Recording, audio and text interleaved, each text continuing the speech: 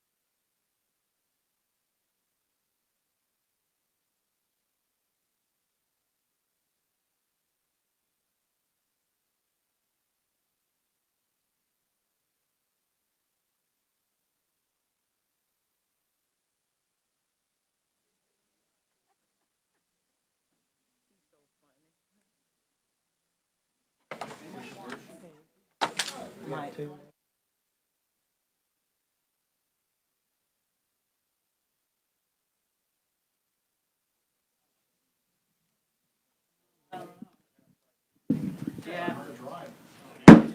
We're gonna call the meeting to order. We're gonna ask Mike, the commissioners. thank you. Let us pray. Heavenly Father, thank you for allowing us to gather here in this beautiful day that you have provided for us. Please open our minds and our hearts to conduct the business of Henry County for the betterment that you would see Henry County grow and prosper in your will and way. Heavenly Father, thank you for my time on this board, and please smile on this board and future endeavors. In Jesus' name we pray. Amen. Flag of the United States of America, and to the republic for which it stands, one nation, under God, indivisible, with liberty and justice for all. This is a regular meeting of the Henry County Board of County Commissioners being held on Tuesday, October 27th, 2020 at 5 p.m. in the County Commissioner Chambers in LaBelle, Florida. In attendance are Vice Chair Emma Byrd, Commissioner Darrell Harris, Commissioner Michael Swindle, Commissioner Carson Turner, County Administrator Jennifer Davis, County Attorney Mark Lapp, Ad Interim Clerk Kimberly Barano.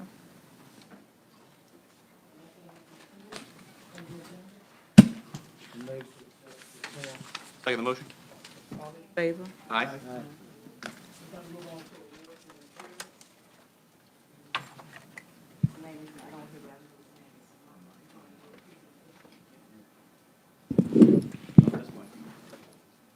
We'll have a presentation first. Thank you. Mike, you're up next. Your name is not written on here, but I know your name.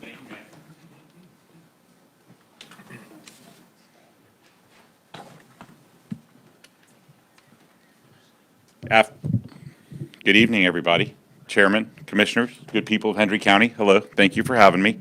My name's Mike Elfenbein. I am just a guy. I'm a sportsman, a hunter, and a fisherman. I serve on several boards in Florida, Future of Hunting in Florida, the Everglades Coordinating Council, and up until a couple of years ago, had the opportunity to sit on the South Florida Water Management District Water Resources Analysis Coalition with one of your commissioners. Yeah, that guy right there. I had a unique opportunity several months ago. I received a phone call from a congressman in Gainesville who told me that he was working with a doctor at the University of Florida on a water quality project that they were applying to St. John's River, and suggested that there might be an opportunity to apply that technology to our Lake Okeechobee problems down here in South Florida. He connected me with the gentleman sitting in the back of the room, Nick Zabot with Aquaculture, who has a patented process that has the ability to remove nutrients from the lake, which provides several benefits. Most importantly, the removal of those nutrients and the ability to limit the frequency and intensity of harmful algal blooms. And second, the ability to limit chemical spraying. That's an issue that I think for most people in this state is a hot button item, and I think most people would like to see that reduced. So this project has that ability. It has some other benefits to it as well. This project has the ability to turn invasive aquatic vegetation into a liquid organic fertilizer that can supplement regular commercial fertilizers, but it also has the ability to rebuild our soils that have been lost over the years to degradation and oxidation from use in the elements. But more importantly, it also has the ability to sequester carbon in the earth, which, as we all might hear in the news a lot, the carbon in the atmosphere has some negative consequences for us. So I'm not the expert. I'm simply the guy that this happened to land in my lap, and I've had the opportunity to share it with several county and city commissions across South Florida, most of which who have adopted this resolution in support of our project. But if I could, I'd like to have Nick come up and explain this project to you all in great detail.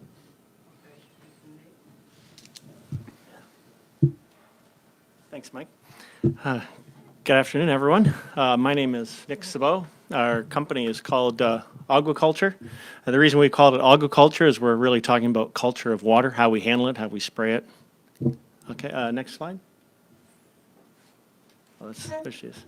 Okay, so our mission, you can't really see it, but basically we're big picture people. We're very much into agriculture, and we believe agriculture can be a big part of the solution. Next slide. We'll talk about our road, our solution, how the system works, the product, our valuable final products, and then we can get to questions. Next slide. Just a little history. I actually grew up on a hog farm in Ontario, Canada, and came down to the States back in '92. Worked with some of the largest farms in the United States, taking care of their phosphorus issues. Mostly through different equipment technologies. There's a picture way back in 1999. I built a tanker truck. We could load it in about 30 seconds with muck and manure, et cetera, et cetera. So we got really efficient at what we did. Next slide.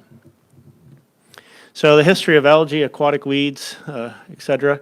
Back in the 70s, NASA did a lot of work cleaning up their waters using different aquatic plants, more specifically water hyacinths. They did 193 research papers using water hyacinths.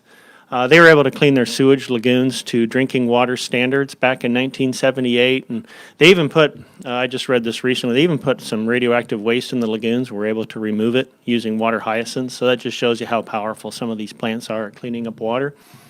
The other picture there, RIT, Research Institute, Rochester Institute of Technology. They're using algae to clean up different chemicals in waterways, et cetera, so the research continues. Next slide. So what happened next? So mechanical harvesting, more specifically water hyacinths, it's cumbersome. No one at the time had a simple solution for handling and disposing of the plant material. Most often plant material was left on the side of the bank, resulting in point source pollution. So as the plants rot, the nitrogen, potassium, phosphorus goes back into the water and the cycle perpetuates, right? Like a lot of cities took on this technology, more specific, like San Diego was a big one. They used it for a number of years. It worked very well. We talked to the superintendent, but after a while they had a football field size pile of water hyacinths that started to rot and stink, and no one knew what to do with the hyacinths. So they went back to a conventional billion-dollar sewage treatment facility. Next slide. So aquatic weed management, the photo there is a picture we found from back in 1963 when they started using chemicals. So the current management is basically using toxic, harmful chemicals, further degrading fresh water bodies and leading to increased algae blooms due to the massive amounts of nutrients these plants release into the water as they die and sink to the bottom. So one of the things we've done over the years is we've been planting water hyacinths, and we did one little experiment where we sprayed the water hyacinths with Roundup, and when they died, algae took over almost immediately, like a turn. We didn't put any algae in there. It's just the algae took over. Next slide. So our solution is basically to close the loop, right? We want to harvest the aquatic vegetation, weeds, algae, muck on the bottom of the lake. We liquefy the product, we apply it to land, grow grass, and harvest hay. Yeah, it's a pretty simple process. You know, turn the waste into a product, repurpose it, if you will, into a usable product. Next slide. So grow hay. We put a picture up here in case no one's seen hay bales. We wrap them in plastic. The reason we wrap them in plastic is to hold the nutrients inside and makes for a very good product. You hold the phosphorus, nitrogen, potassium within the bale. So when you take the material out, you liquefy it, you put it on a hay field, you grow the grass, you cut the grass every 30 days, you bale it up, and those bales absorb the nutrients that you put on the grass. So you put down enough to grow a crop of grass. They absorb nitrogen, phosphorus, potassium, you bale it up, and you haul it out of the watershed, right? So we've seen a lot of these projects come up over the last 20, 30, 40 years, and a lot of people have really good solutions. The problem with a lot of the solutions is they don't make money. They don't generate any valuable final products. So if we could grow hay bales, we're going to help offset the cost of cleaning up any waterways. Next slide. The applicator, this is a standard applicator we use in the Midwest. Just basically we pull a hard hose behind a toolbar that goes behind a tractor. This picture here, you're putting about 4,000 gallons per acre. Some cases we get up to 6. It's about 1/8 of an inch of rain at one time. So you just put down enough of the material for the crop requirements, not more, not less. Just try to match what that grass requires to grow a crop. Next slide. Mechanical harvesters. So this is a picture of a conventional harvester. They harvest aquatic plants, weeds, they haul them to shore, place them on a barge or shuttle the weeds back to shore, spending more time shuttling than harvesting. So one of our colleagues has been doing this for about 35 years, and on average he spends 1/3 of his time harvesting and 2/3 traveling back and forth to shore. Next slide. Another question that came up from just about every agency, they said, well, what about shallow water? What if there's only 4 or 5 inches of water? Most harvesters need 2 feet. So we went to a company in Louisiana called MTT Marine. They build jet boats and motorbikes. And this here, it's a 3,000 horsepower airboat. We took it out in the down near New Orleans in the bayou, and we went out to the mud with 40,000 pounds mounted to it, and we stopped in the mud for about 10 minutes, and you're not supposed to do that with an airboat or you get stuck. And it was just a test. And he turned it back on, and we just popped right out of the mud. We went across the parking lot to get into the water. So we've done some work with the Army Corps of Engineers pulling boats out of the weeds after Hurricane Irma, so we know the machine works well in shallow waters. Next slide. The processor. This is a picture of the processor that helps liquefy the plants. Basically, we put it in and we squeeze the juice out and make it so that we can pump it. It destroys the plant and juices it kind of at the same time. And it's built right here in Florida. Next slide. So continuous manure application reel. That's a picture of a standard irrigation reel. We actually attach one of those behind the harvester. So when the harvester goes into the weeds, we liquefy it and we can pump it through the hose while we're harvesting. So instead of spending time taking weeds back and forth, we just continue to harvest nonstop. We don't have to stop harvesting. So it's about efficiency, logistics. If you think about any company that's been successful in America, like Walmart, Amazon, it's not that they're smarter. It's just they figured out the logistics. You master the logistics, you win the game, right? There's lots of things we can do with the product, but how do you get it to shore efficiently? Next slide. Soil amendment. So we've been testing this material as a soil amendment, and what we found was it contains just about a perfect match for corn, sugarcane, growing grass, sod, citrus, you name it. We took an analysis of the product and took it to the national crop growing champion, David Hula. He grows close to 500 bushels of corn on every acre. We gave him the analysis, and he wanted to cover 1,000 acres right away. We asked him, does it matter where the material comes from? No. No, he just saw the numbers. He didn't care if it was weeds or chemical fertilizer. He just saw the numbers. Next slide. So the major benefits of our aquaculture system, it's sustainable, it's viable, it's green. We're repurposing a waste as opposed to landfilling it. Reduce chemical use. You know, we know you're always going to have spraying. You've got weeds everywhere. You're not going to harvest everywhere. But the big open bodies of water, let's go ahead and harvest those, right? So we can reduce that chemical. The byproduct of our system is cleaner water. The plants remove the pollutants, so you're going to be left with cleaner water, right? improve local economy. We just did some quick basic math and we found there's really hundreds of millions of dollars leaving the state from agriculture sectors, buying potassium and nitrogen from out of state. Phosphorus comes from Florida, of course, but nitrogen, potassium, there's literally hundreds of millions of dollars leaving, and why not use that material that we have right here in the state? Sequester carbon, you've all heard of that. Carbon in the air and the Kyoto Accord. These plants absorb an awful lot of carbon. We can put that back on the soil and actually keep track of it. And then proven technology. All the pieces of machinery we use are on the shelf. They're being used today in different industries. We've just brought the 5 pieces together and made it as one homogeneous machine that works together. Next slide. That's it. Any questions? Madam Chair, I have a bunch of questions, but I'll wait if anybody else has any. Anybody have any questions? I have some, but I'll follow you. Go ahead. Yeah. I'm sorry, your name, sir? Nick. Nick. Mr. Nick, where is this happening right now?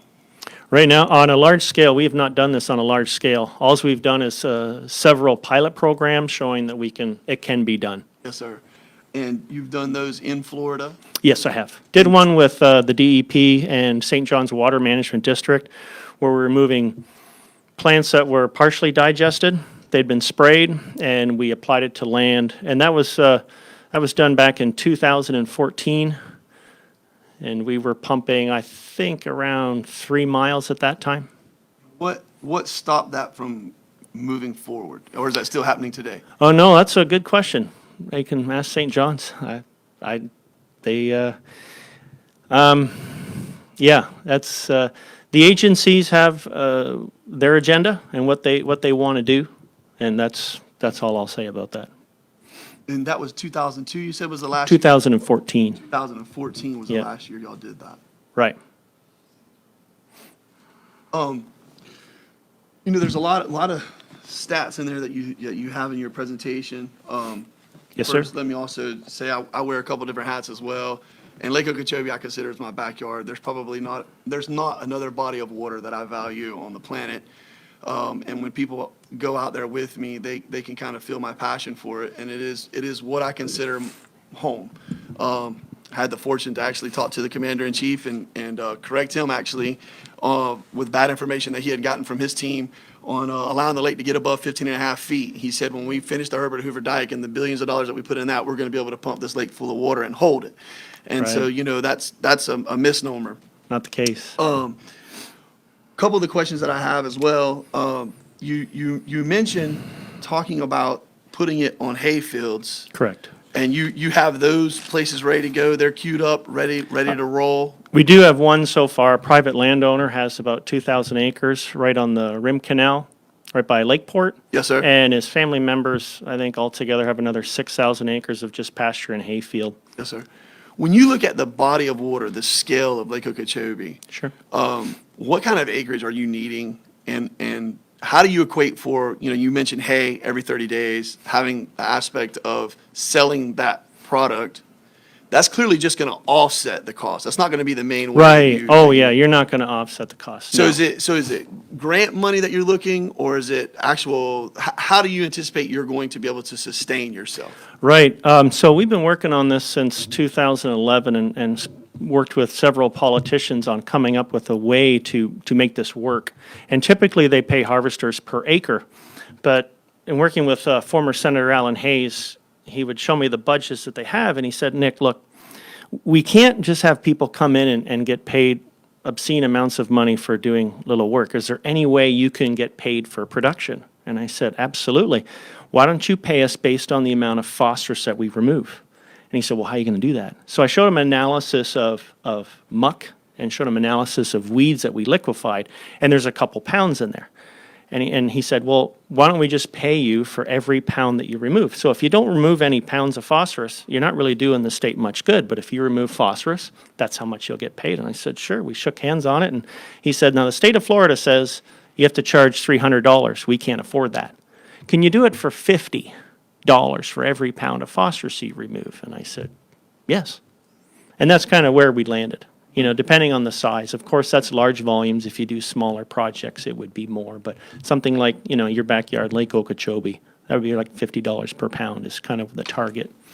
And then what is the actual volume of water you think out there that has to be, we'll use the word treated? The volume of water will, Or the volume of pounds, if you will. What are you looking at from a bottom line perspective at $50 per pound? gosh, it's a pretty big lake. I mean, hyacinth grow every 7 days. Am I correct? Every 7 days they double themselves. Is that a fact, or is that just a common No, that's hyperbolic statement? we've tried that. We've actually grown hyacinths in different amounts of nutrients. We've grown them in human waste. We've grown them in manure. We've grown them in river water. And what we found is the more nutrients you have, plus temperature, the faster they grow. So the ideal scene, they will double every week. Yes, sir. But as you reduce those nutrients, they grow less and less, right? The process that you're talking about is just dealing with what part of the water column? 0 From the 18 bottom to the inches? top. From the bottom to the top. Yes, sir. So we go out in front of Observation Island, and I think the correct number is paraphyton. You're familiar with this. That's the stuff that's on the bottom, right? Right. So Applied Aquatics, not throwing them under the bus, but they go out and they essentially play glyphosate. It kills the bulrush. It kills everything essentially. Right. That sinks to the bottom. You have that sludge that is 0 to 18 inches. You know, the outboard comes in there, they blow that up, or I go out there and wade in front of Observation and I walk through that forever. Your process is anticipating to deal with that as well? That's the Army Corps is asking us to remove the muck on the bottom that's undigested plants. That's their target. And with Florida Fish and Wildlife, who sponsored our grant, they are interested in removing the aquatic invasive weeds. So you're only going to deal with that portion of the water column. You're not going to deal with the bottom portion. We'd like to. The Army Corps has asked us to remove some of that muck at the same time, yes. So we're going to be doing both. Does your technology have the ability to do that right now? Yes, sir. Okay. All right. And then my final question is I don't know in my tenure, I've been elected since 2008. I don't know if we've ever passed a resolution supporting an actual entity. Mark, if we have, you can correct me on that. Jennifer as well, you've been here as long as I have been. You know, just, I want to say it was around this time, it may have been a little bit earlier. I was in DC, was able to participate in the Everglades Caucus. It was co-chaired by Mario Diaz-Balart, our congressional member, and Congressman Al C. Hastings. It's a bipartisan group. I think we do a lot of good work.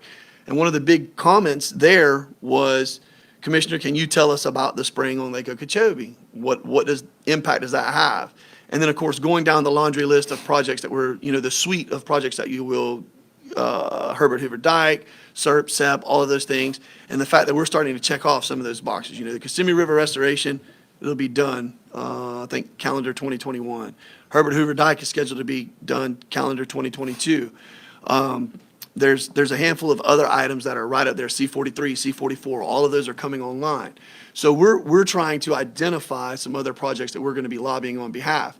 And of course, I don't know how many meetings I've attended where there's a room full of angry fishermen that are upset about the volume of spraying on Lake Okeechobee. And you know, you go through Bay Bottom one day and it's gorgeous. You go through it 6 months from now and it's Dead. It's just muck. I'm all about having a resolution that supports the aquatic vegetation removal and the process of it being done. I don't know if you refer to yours as mechanical. It's mechanical. Okay, I'm 100% in support of that. My struggle with this resolution is it names your company specifically. Sure. And I don't know how that is viewed by DEP or South Florida Water Management District or the Corps of Engineers from a standpoint of how am I handling, I can't think of the gentleman's company's name, but I don't think it's Applied Aquatics, but Tim Farber's his name. He lives over on the West Coast. There's another gentleman that's up in the Lake Wales area. They've done this process all over the globe, and I just don't know how that playing field settles out whenever there's a handful of resolutions that have given essentially, I don't want to use the phrase dealing from the bottom of the deck, but I think that we're given an upper hand, and we're kind of endorsing one over the other. So for me, I want to go back to my final statement being, I'm a huge supporter of not spraying and mechanically harvesting on Lake Okeechobee. I remember getting yelled at by Marianne Martin and Raymond Iglesias in their office probably 8 years ago because I was proposing for the Lake Coalition to ask for a $25 million placeholder to more than double the state's budget for mechanically harvesting throughout, and then Nice. put a bigger bullseye on Lake Okeechobee. I think now we have a lot more esteem behind that. I think you're getting ready to see this is going to be a flavor du jour through our state legislators and through some of our federal partners of wanting to see mechanical harvesting become more realistic. But I want to caution us on engaging behind, I don't know how a county can endorse Nike or Reebok or US Sugar over, a process. So I'll leave that open for discussion, and then I don't know if anybody else has any other questions. So. Mr. Lapp, do you see anything wrong with the resolution?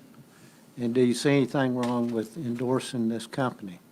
Well, I didn't really think about the aspect that he's talking about, company versus process, so it's not something I really thought about or looked into. There's always a danger with endorsing a particular company in the sense that unless you've done a lot of due diligence into the background of them, you don't know anything about their finances or anything about their science other than what you heard here, and if it later turns out to be inaccurate, then you've kind of got a little bit of egg on your face. But I don't think there's a legal problem. It's more a practical embarrassment, if it turns out that this doesn't work out or they've got some problems that are, come to light. And how many more companies that do the same thing you do? So there's a lot of companies out there that harvest aquatic plants. There's no shortage of them. But the problem you'll get with the agencies is they're too inefficient. They can't afford to have to spend that much money getting weeds to shore. And so all we've done is just made it much, much more efficient. So before we came to any of you good folks, we went to FWC and had several meetings with their scientists. Army Corps of Engineers, we've had a few meetings with them. Department of Interior, we've, Yes, so- FDAX. So Go ahead. if you don't mind, if I could add to this. So maybe it's my fault for not explaining this sooner, but so before we ended up here or at any of the other counties or cities that have already passed resolutions ahead of yours, we've sat with all of the ISTs at all of the agencies, as Nick was explaining. We've sat with the director of the FWC and all of their senior leadership. We've sat with the DEP and their senior leadership. The same thing with the Water Management District, the Army Corps of Engineers, and the Department of the Interior. And they ridiculed and scrutinized this project up and down and left and right. And at the end of the day, they felt fit to apply for a grant from the DEP with the FWC as our sponsor, the Army Corps of Engineers and the Water Management District as our co-sponsors. And while this is only a pilot project, as you guys know very well, in order to get anywhere in this state with solutions, you have to have political support.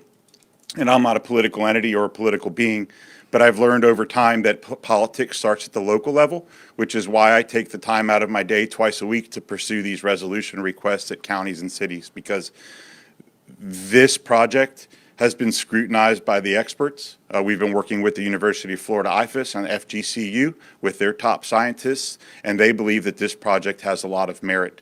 And for it to receive a more permanent source of funding from state and federal politicians and legislatures, they have to see that the local counties are supportive of it. So while you might have the appearance that you're supporting a business, you're not. You're supporting a patented technology that nobody else has access to. I'd just like to interject on that. That sounds sexy, right? We're supporting a patented technology, but we are in legitimacy supporting a business. And I'm not against this process. I'm not against aquaculture. I don't know aquaculture, just like I didn't know Fred Ford when he walked through, but I voted for Fred Ford not the first time. I'm proud to say, actually, 4-1. And then I was 5-0, voted support a number of times. But I just have a lot of hesitancy supporting patented technology, especially with the presentation that Mike just gave with, it starts at the local level, right? So now we're going to use our resolution to go back to the state of Florida legislators and the federal legislators and say, look, these people have supported this. And Commissioner Wills, with all due respect, Ms. Byrd, how many times have we all participated in mechanical harvesting? We do not know that process. So let me ask one other question, Mike. We're here tonight, October something late, October 27th. what is the timeline of when you need resolutions, when you need support? How does that process play out? You've, I would assume, already applied to some grant process with DEP or FWC? So the grant was intended to be signed on October 1st. Okay. I had a fortunate opportunity on Tuesday to host the Presidential Subwater Cabinet that was just appointed last week, and the Everglades Restoration Task Force for a field trip of the Everglades. And I was fortunate to host Noah Wallenstein on that trip, and he and I had a long conversation about it. And he explained to me that while he can't confirm or deny that he's going to give us the grant, that he has some restrictions due to COVID this year. There's a 6% holdback on their budget, and he expects that the grant, should it be applied, which we expect it will because FWC is the sponsor, should be in the next 6 weeks. So that's the expectation. It kind of gives us a little more time to continue to pursue this. So that I am working with Congressman Stubbe and other state legislatures already to try and find a more permanent source of funding. And I recognize your hesitation, but the reality is that nobody is doing anything. My career, what I do for a living, is risk assessment. And if I were to be standing on the outside of this, looking at it from your perspective as risk assessment, there is absolutely zero risk in you supporting a resolution for this project to move forward. It's setting a precedent. It's setting a precedent, and that's what, in my opinion, we always have to be careful So this with. resolution has passed 6 counties and 2 cities, the city of Clewiston being one of them. And in all of those votes, there's only been 1 no vote.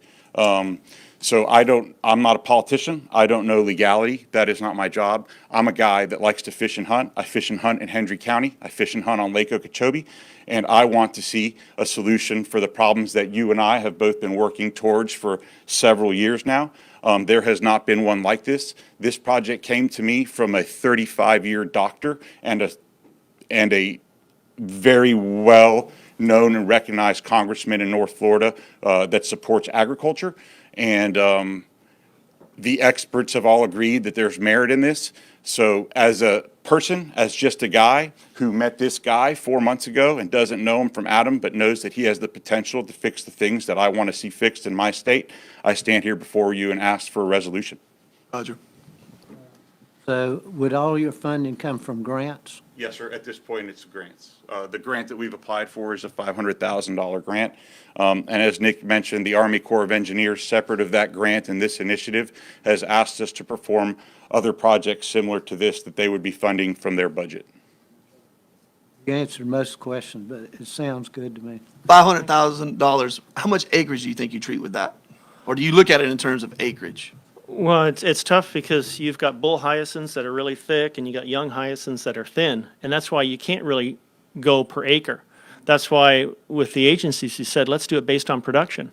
So if there isn't any phosphorus there, we don't get paid. We go out and work. If there's not much phosphorus, we get a very little sum of money. But if there's a bunch of phosphorus, hey, great, right? So it all depends on how old, how thick, like tussocks, some of those, you know what, tussocks are big floating islands, They have to be nutrient lit up, I would assume. Well, you'd assume, but it's actually the opposite because Yeah. when plants die, they release the nutrients and you're left with just compost, which is very low in nutrients. You still have phosphorus there, but everything else is gone. So live plants are actually a lot more valuable because all the juices contained in them are a lot richer, right? You had a question or two? But I heard out of that, you're going to drive around the tussies and we're going to get stuck on them in the boat. That's No, yeah, it's funny you say that. Everyone said, now, Nick, you have to take out tussocks too. Don't you just be going and getting the easy stuff. Yeah, you know, I heard yeah, that. They'll be watching close. Yeah, so I consider myself an agriculturalist as well, and I love niche markets. I love innovation. I love things like that. I see there's some logistical nightmares with regards to moving it with any ag product or any product period, and so I see where that would be the huge challenge. Things like this, I believe that we do need to engage. I understand Commissioner Turner, and I absolutely see what he's saying, that we need to be very mindful that we don't look like we're promoting a single entity or business Right. over anyone. I guess that my question would be,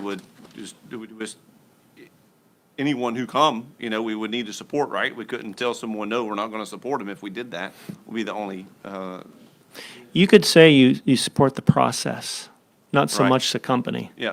Yeah. Because really, what are we doing here? We're here to educate you folks that there's other ways, right? You talk to the agencies, the reason they spray is because they don't have a better way. That's exactly right. They're trying to treat as much as they can for as little a cost as possible. And fast. You're spot on. You're exactly right. You talk to FWC. And we all and- despise it. That's right. Yeah. But that's the only choice that we have. You know, Army Corps doesn't want to spray, you know, but when you've got one of those locks blocked by weeds and tussocks, Yeah. we don't have a choice I got hung until up. someone comes along with something. 2 weeks ago, I got hung up on a bass boat and couldn't get off. Yeah, Right, yeah. exactly. In Clewiston. Yeah. Exactly. All right, well, I think that as a board or as, you know, or legally, you know, just have to make the understanding or make the statement that we support the process and we support all businesses that engage it in somehow to make the comfort level of the board. But I certainly wish you success. I'd love to come Thank see you. the process in operation. Absolutely. And we can share the other resolutions, you guys can compare, because we did talk with their legal counsel. They did have similar concerns. Okay. And they just wrote it in a way that they weren't legally binding. I understand. Yep. Mark, do we need a motion? We need a motion, and I think what we need is we need to just look at the wording and get comfortable with the wording. I mean, I look at everything in the resolution, and it's literally like 4 words that I don't support, you know? We could change, just if I may, where it says aquaculture, we could, Whereas mechanical harvesting, like if you go to that last one, yeah. technology. So that, Technology that. okay? I'd be fine. Okay. Really, at the end of the day, we're just here to educate you folks. And if Well, someone from, it doesn't stop you from doing exactly what you want to do, which is saying you have a local resolution that supports this process that moves you forward. done. Yeah, you could change it to my name instead of the company or whatever, or you support this type of process. I'm good with that. Again, we're here to educate you folks, and whatever support we can get on improving the quality of water around here, we're all about it. Before moving forward, we have Randy from the city here. We're just going to give him space. I'll wait till the motion's made either way. Madam Chair, Yes. Mark, did you review the other resolutions that were passed? I wasn't really involved in. No? I believe, and if you can correct me if I'm wrong, we used Glades County, but then we did, there was, I think, 6 items, and I think I removed 2 and Okay. changed some of the wording on 1 to, not that Commissioner Turner and I had any discussion about this, but just to make it more general. Perfect. Because I felt like that might be a concern as a whole. So I feel like the items 1 through 4 are pretty general. We're not saying anything we don't know. Oh. We changed the word of the business to the technology of, or however it's worded to be appropriate, and I think maybe that works with everyone. Perfect. One on the third item where it says that the process will work to remove nutrients, do we want to hedge that at all to say that it, you know, we expect or we? I'm sorry, Mark. Number 3. Number 3. Yeah. Number Oh. 3, where it says that they have a scientific process that will work to remove nutrients from our water. Expected to. Has a goal too? I mean, If I may, there is a goal that we have applied on the grant, and it states that we have an expectation of removing 2,000 pounds of phosphorus on a daily Daily, basis. yeah. So to give you an idea what that means, 2,000 pounds daily, I don't know what the value of it was, but Likes Brothers recently completed their Brighton reservation. It's a STA, essentially, a stormwater treatment area. And that stormwater treatment area has the ability to remove 6,000 pounds of nitrogen annually. Annually. Annually. Phosphorus. Phosphorus annually. This process expects to do that in 3 days. Yeah. So you all have the ability to research what it costs, and I'm sure it's in the millions to create that project on Likes Brothers. Tens of millions. Tens of millions of dollars, equating the value of removing a pound of phosphorus at something like $10,000 a pound, where this project has the ability to do what that does in a year, in a week, for $50 a pound. So if this project fails, if this project doesn't achieve its goal, we still win. Mike, do you anticipate that the district will use this also to go into the SCAs? And have y'all had that conversation? Yes, we have. Yeah. So the district, aside from Drew and this project, the district on 2 levels has contacted us. One was Francois LaRoche, who's responsible for their invasive plant management, who's asked us to come out and review our ability to remove the invasive plants from the STAs as opposed to spraying them, Yeah. which they do now. And then next week, we've been invited to have a conversation with the Water Management District Big Cypress Basin to address their concerns with Lake Trafford. You might remember Lake Trafford, they removed the dread- muck they 10 scraped years it, ago. though, yeah. Yeah, and everybody said, yeah. They still have a problem, a And big then they problem. went back and kept spraying. Well, 10 years later, they're right back to where they were after they spent $20 million to clean the lake. So again, I have no expectation of this project to fail. Neither do the government agencies who have decided to vouch for us. If it does fail, as a guy who does risk assessment for a living, I don't see how this county has anything to lose by supporting it. Let me ask you another question. So if you remove Yeah. 2,000 pounds in a day, that's 100K that you're anticipating to be reimbursed or given? How does Yeah, that work? you're not going to get that until it's full scale. Yeah. Yeah, like think about a John Deere combine, okay? 50 years ago, a John Deere combine would harvest 2 rows of corn. That's Yes. kind of where we're at. Yes, sir. Right? We'd like to get up to that. So alls we're showing is, Or a hay baler would harvest, if Twine was doing this, yep, gotcha. right, you're a So, farm boy, there you go, see? So, I know enough to but be real dangerous. there you go, but John Deere spent $25 million on a combine 20 years ago, and we bought one 20 years ago, and we do 200 acres of corn in a day. Yeah. So, well, wait a second, we put man on the moon, there's no reason why we can't clean out this mud puddle. That's all there is to it, Yes, sir. Yes, sir. yeah. A motion to accept? Yes, but for a resolution, I really like the wording to be settled on as opposed to just telling us to go figure it out, because there could be some disagreement later about what was really meant. So I've got some proposed changes that I just want to walk through and make sure that I'm hearing what you want. Why can't you just change the name? Well, it's not quite that simple, I don't Some think, tweak- but tweak. it'll just be a minute, I think I can walk through them all, and so, in the heading, it would be supporting an innovative, second line, supporting an innovative pilot project on Lake Okeechobee, just delete by aquaculture. I would just like to see mechanical harvesting project.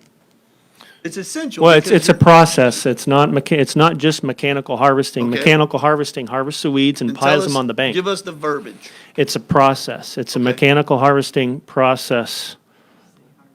Right? And you can, yeah, Supporting a mechanical harvesting process on Lake Okeechobee. there you go. Good. Yeah. Okay, and then in the fourth whereas, where it says aquaculture will remove unconsolidated sludge, et cetera, what about whereas aquaculture has a process that is expected to remove unconsolidated, et cetera? That's fine. That's okay. The last whereas clause I was gonna leave alone. I don't know if that needs to be tweaked at all, but, I mean, their name's in there, but. That's not us endorsing, that's them putting their statement in there. Right. Yeah. And then under the now therefore, I think number 1 is, fine, unless you guys tell me differently. Number 2 is fine. Number 3, I think the change would be, we support this process that we expect will work to remove nutrients from our waters. And then number 4 is fine. So with those changes, that's what I would. Mr. Turner, as our lead liaison on those agencies, would you like to move the motion? So moved. Second the motion? Favor? Aye. Any nays? So moved. Thank you so much. Thank you very much for your time, Thank folks. y'all. Yeah, Thank you have a you. good night. Appreciate it. Yes, sir. Good to meet you. Yep. This time, we're gonna ask Brandy from the city to have a little brief statement here. I didn't want to interfere with the action, but I did want to give some background, just real briefly, on the city's consideration of this matter. I forwarded a copy of our resolution to the county administrator at her request. I also reviewed 3 other county resolutions that had passed, and you saw a smorgasbord. One, we mirrored Glades, as Jennifer sounded like she did, in our consideration. And the reason I came down, I thought about the potential for endorsement or any criticism of that. But this is a technology, as they said, that they have created. But the part that struck me is this is an open grant process by the state. Anyone can apply for it. So you're not doing it to the exclusion of others. That would be a determination of the state, whether they wanted to fund this particular technology. We wanted to give a strong endorsement, or at least my recommendation was that we do that, and the board accepted it. After consulting with our marina folks, with Raymond Iglesias, and listening to the comments that these gentlemen presented on the telephone call we had, I felt like we needed to have a strong endorsement because apparently they feel the need that there will be some political consideration in this, and we wanted to make sure that something happens other than spraying and ignoring the problem. We're sitting there right now, I don't want to go into great detail, but our boat basin, it sounds like Commissioner Swindle's experienced it, is full of these aquatic weeds. We've tried other ways mechanically to remove it, get it out. We failed on that, what little we could do with the equipment available. The only alternative was spraying. And now we've got dead weeds in the boat basin that we can't get out. So every time the wind changes or it blows through the lock, so it's not just the lake, it's the canals, everywhere else around it, that it's not just unsightly, but it's creating environmental concerns. And so we don't want to see any more spraying, like it sounds like the consensus here. But we felt like if it's going to take our endorsement of this particular grant application for a pilot project to use state or federal funding to get an answer, let's do it. And I just want to give that background. So ours wasn't so much an endorsement of their technology as was no one else has come forward and requested or brought forward a better product or better process. And the state apparently felt the same way with their endorsement from FWC and the Corps. Thank you. Well, Madam Chair, I just want to go on record as well of saying I'm not anti-spraying. I'm anti the volume of spraying that we see. If you stop spraying on Lake Okeechobee, it will overwhelm you. You will not have the ability to drive your boat around. And I know that sounds maybe a bit hyperbolic, but it's not. That beast will grow like nothing you've ever seen. And so we've got to have them, but to the magnitude that they are right now, I don't know about that. Yeah, balance is the key, I think. Yep. Thank you. Thank you so much. And just as they said, if we don't balance and with the spray and with the harvesting, it will take over. So, and we know that just in the natural. So we're going to move on to correspondence. Shane, FYI, project update. Anybody have any questions for? Shane, Madam Chair, Shane, getting a bunch of calls in the Pioneer area. And I don't know if you all were able to create the giant picture, if you will, that shows current status today in 2020, and then what we can do with MSBU dollars. We do have more than a handful of residents out there that EMS would struggle to get to them, with the conditions and obviously with as wet as it is. Now, I understand they have to lay a bedrock, they have to give you a type of foundation, and then you can build upon that. But I think that there's some places that need to be looked at out there. These county roads? Yes, sir. Yep. For the record, Shane Parker, County Engineer. We do have a map that shows all the roads that we maintain. Yes, sir. That are bladed, plus we're modifying Pioneer now, but we did Ladika, which shows, you want to know which roads had rock, which ones we added. We did Yes, sir. that. Right And then, now. just like you did on our giant map of the county, which I think is a great map of progress, I think we should show, I think that Ladika and Pioneer pay a tremendous amount of money, and Aldon Farming Road into that MSBU, right? I would love to be able to show them in an 8 or a 4 or a 6 years time frame. However, look, this in 2020, this road was completely grass. Right. And I think we will definitely have leftover funds. I just think we ought to pick one and let's go, And so, next thing you know, we'll have 6 roads that last year were grass and underwater, So just, that's my thought. And I think I can lobby this board to allow us to spend our funds in that neighborhood because it's just too logical. Right. One of the things that we're looking at, whether we had to spend money, is the water control structure. And I don't know how it's going to split out with Collins Slough and them, but there's a water control structure that we operate that needs to be replaced Okay. too. It's going to be quite expensive. So we're saving up money for that. Thank you, Mr. Shane. What else? Now we go to the county administrator concerning Jennifer. We got our trim letter back without any issues. We do not need a motion or anything on that, right, Madam Chair? Staff reports, Mr. Mark. Chairman, members of the board, this item you have here is the exchange of the parcels with CHL Holdings. Mr. Parker presented that to you 2 meetings ago, and you preliminarily authorized to move forward. It required a legal advertisement that we did run and a resolution now that's presented for your approval. The one piece of information I didn't have for the staff report that I want to give you now is the fiscal impact. We have to cover our title insurance and theirs because this is our project, if you will. And so the total closing costs will be $1,030, 1030. So that's the estimated. Move to accept. Second the motion. All in favor? Aye. Nay. Motion passed. Ms. Rich.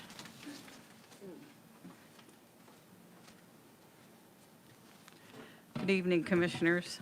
This agenda item is several parts and is quite involved. I hope you had a chance to review it. This is looking at procedures for lien releases, and we've laid out a number of scenarios on how staff is recommending that we handle future lien releases, looking at creating procedures that would not only benefit the community when we have a land transaction coming along and not delaying that, but also staff's time in doing research on old liens and so on. If you'll indulge me, I will go through what we have here as the various, I'll say, various, I guess, categories of the lien releases that we're proposing. But you'll have to, be patient here because it's very involved. So we have three lien categories. The first one is for code enforcement liens that are more than 50 years old. Oh my gosh. I fell and hit my head again. Mark, I think you better take over.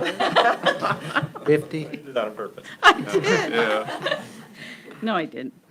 No, anyway, getting back to what reality here is that for code enforcement liens that are more than 5 years old, we have a process that we're recommending, mainly because we cannot go after foreclosures on those properties. The ones in this category are where we have a parcel that is subject to a lien that would total less than $500, considering the principal amount only. The county would execute a release of lien without requiring any payment. As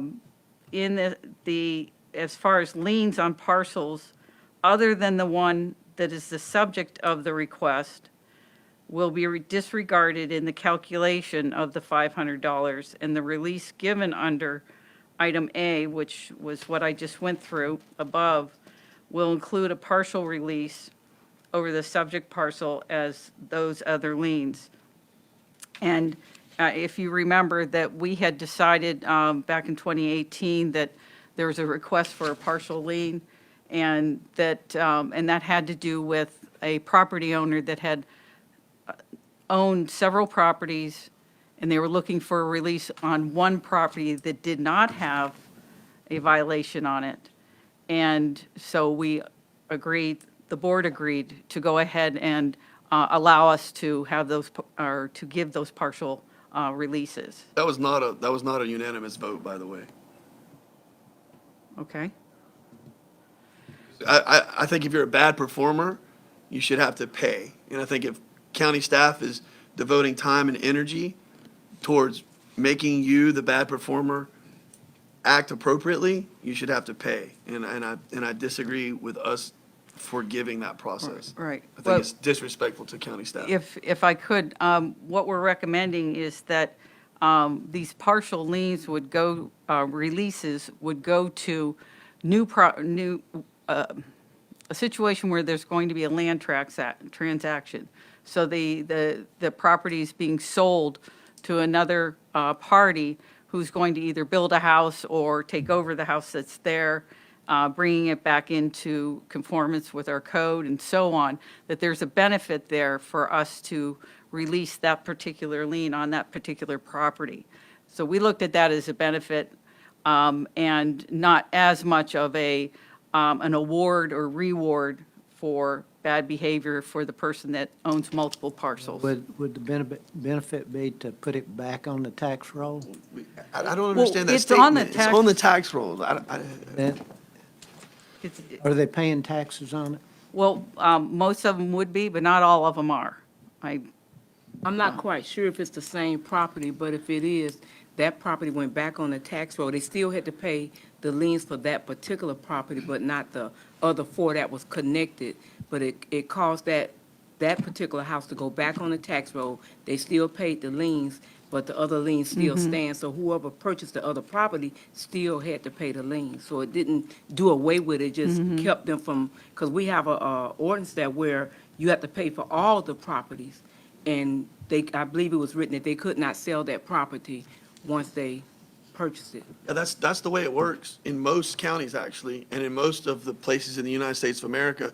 If you know, you can actually go after that person. So if you have a property that you haven't paid your bill on, or your property has accrued fines and liens, then if you go to sell a property in Tampa, but your property, because you're a turd in life, okay, and you haven't done what you're supposed to do, and you've devalued all of your neighbors' properties, and you want to sell something in Hillsborough County, when they go and they record that, they can see that you have all of these liens built up on your property in Hendry County, and you have to pay those, or you can't sell your property and get paid because you want to devalue one area, but do it right in the other area. And that's wrong to me. Okay, if I may, let me clarify what the various categories are proposing here. The first one is a situation where we have a lien that is more than 5 years, and that was possibly done was done under our old code enforcement process. And what we're saying here is that rather than having staff do the research on this property to ensure that the process was properly done for the lien, which we have found that there were a number of them that were missing some steps, that it would keep staff from having to do the research on these particular ones that are less than 500.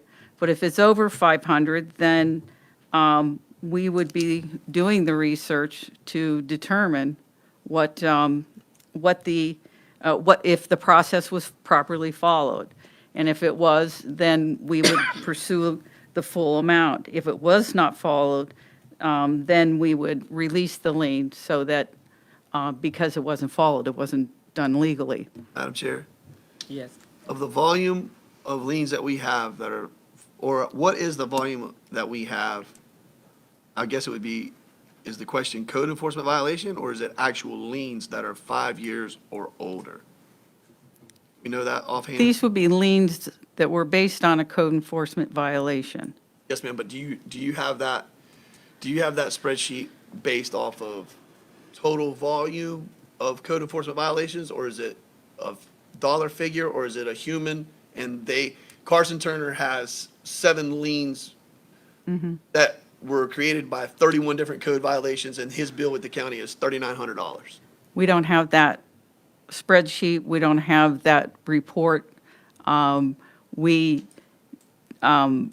did go through, this past year, we did go through and looked at what liens that we had, and in a certain window of time.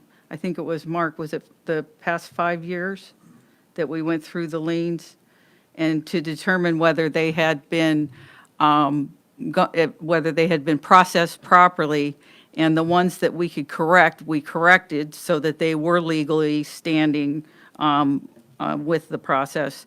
And then there were some that we couldn't fix because of 1 or 2 of the steps were missing, and there was no way to fix it.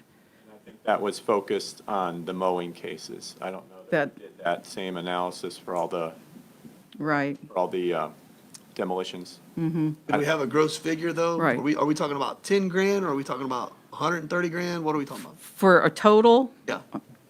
I couldn't tell you, but what I can tell you, hold on. Because, correct me if I'm wrong, we're being asked to waive the dollar amount associated with these liens on a chronological time frame, but we're not being presented with what that dollar amount is. Is that right? Yes. Okay. What I can tell you is that as an example of liens, for example, that we've collected this past year, and most of them being for mowings from the year before and so on, that we had for each parcel, I think out of 20 properties, we had 36 liens that were paid, and the majority of them were under $200, with a handful of them that were higher, and with the highest one being around $5,845. So that's not something that we're proposing to release that type of lien. This is really just for mowings or minimal violations when it comes to like a demolition situation that the county may have done the demolition. That would not fall into the forgiveness situation. And because the majority of them are anywhere from 3,500 on up, depending on, for a mobile home, it's 3,500 to 5,000. For a site-built home, I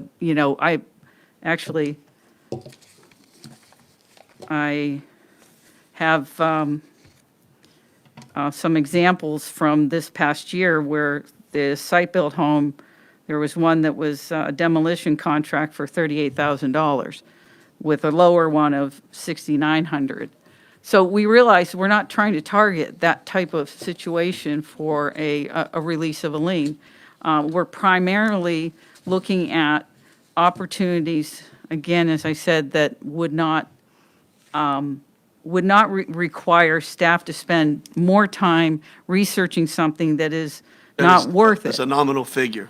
Yes, Yeah. exactly. And Well, that's Madam Chair, why, I guess, Ms. Emblish, so to support item one, I could do that if I knew if that number was, if that number was, I don't know what the magic number in my head is and how that volume is, but I'd love to see what that total lien number looks like in comparison to, are we now going to go back to, we have 7 liens that are at $35,000 and we're talking about 200 other ones that are 250 or less, Okay, well, I could still probably be convinced of that if said property isn't a bad performer still, So that's kind of my big thing on it. And then the other big thing that I have just a bit of hesitancy on right now is, when is the last time that we've looked at that list and we've had people that are paying those and they're that many years old?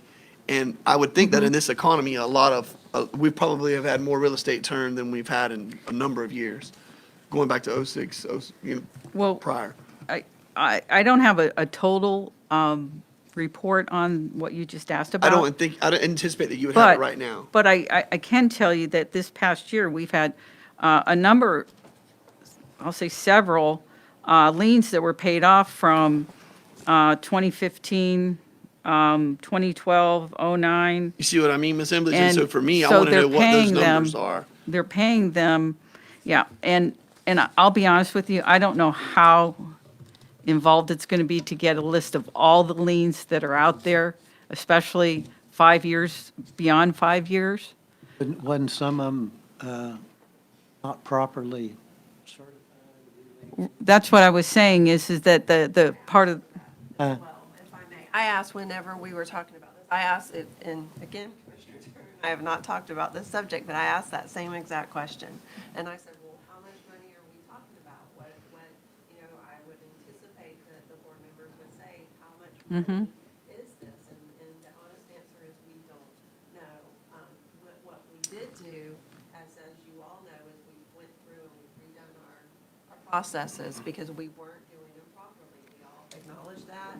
We had to redo, we had to fix a lot of things. And so we have a list of 5 years, and some of that, they're updating that now for me. Because a lot of real estate transactions have been occurring, and a lot of things have been, a lot of things have been paid as of late. And so what's happening is we're getting requests from folks to say, hey, there's this lien and it's 10 years old or 15 years old, it's $173 or something like that. And we will need, unless you all approve this, we're gonna need to then stop what we're doing with code enforcement going forward, trying to be proactive, because we have a lot going on that we're still trying to work on with code, and take staff time to go back 10 years ago or however many years ago and research a $173 lien that's probably not, if we're all betting folks, not solid to collect on. And so what we're trying to do, and if we need to maybe work on it some more, or bring back some more information, we're trying to be more efficient, and we're trying to acknowledge that things were not done maybe properly, not throwing anybody under the bus or anything like that before, and not throwing good money after bad, and trying to be more efficient with what we have to move forward, be more proactive with code.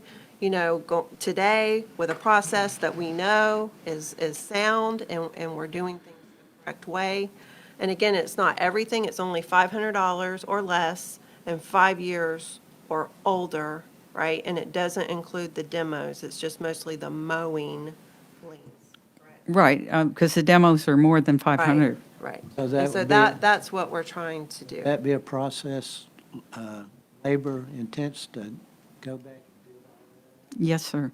Why? Why is it not, how are the lien process? Right now, John Smith has a home, or he owns 17 properties, or he owns 2. And Shamika Davis owns 3 properties, and both of these people have multiple liens on their properties. We don't have at our fingertips the ability to type in a human's name and know what their bill is with the county? Not from our department, we don't. Whose department is that? Up in Well, official I mean, we're records, going to find yeah. that usually they come forward, it's usually an attorney or a title company, and they bring us like an O&E, an ownership and incumbency report that says there are the following liens on this property, and they give an OR book and page, and they may even provide copies. But the problem I see right now is, how in the world are we asking staff to follow up and engage in a process if they have zero ability to know what is owed to them and who it's owed by? Do you understand what I'm saying? I think I do, and I think Well, that's no. their point, was that it's so cumbersome on them that it's not worth the time. It would take them more than $500 to figure it out. Yeah, but we don't, but hold on, we don't, I can kind of agree with an aspect of that, but are we talking about $100,000 or are we talking about 1,000? Because let me tell you what, 50 times 1,000 or 50 times 3,000 starts to add up. I don't care how old it is. If we're do it, we're do it. I realize that, but I think it's to scale. So I think the point that I'm getting is, if it costs them $600 in time and energy to figure out who owes the $500 or less. But and those nobody are if can you tell do me that one- process right now. But if you do 1 or 1,000 or 10,000 of them, it still costs you more to do it than what it's worth. It doesn't matter Nobody can what tell scale me, it is. but do you know what the process is? I don't think they know what the process is. That's the problem. That's what they're saying. That's a bigger red flag here than we have a code enforcement process. Somebody tell me where I'm wrong, where I'm not understanding the policy aspect of this as a commissioner for Hendry County. So- Because we have code enforcement running all around the county, giving out bills, but code enforcement has no idea how to look up and say, you owe this to the county. Tell me where I'm wrong with this, guys. Understand that they said it was some errors and they're trying. No, to I'm not correct talking them. about errors. I'm talking about right now. They're telling me they can't look up a lien right now. So the process, I've not done the process, but if a request came in, this is what I would recommend to them. So we get presented a lien from 10 years ago, we get copy of it, or we're looking at it. And it has a dollar amount, it has a case number.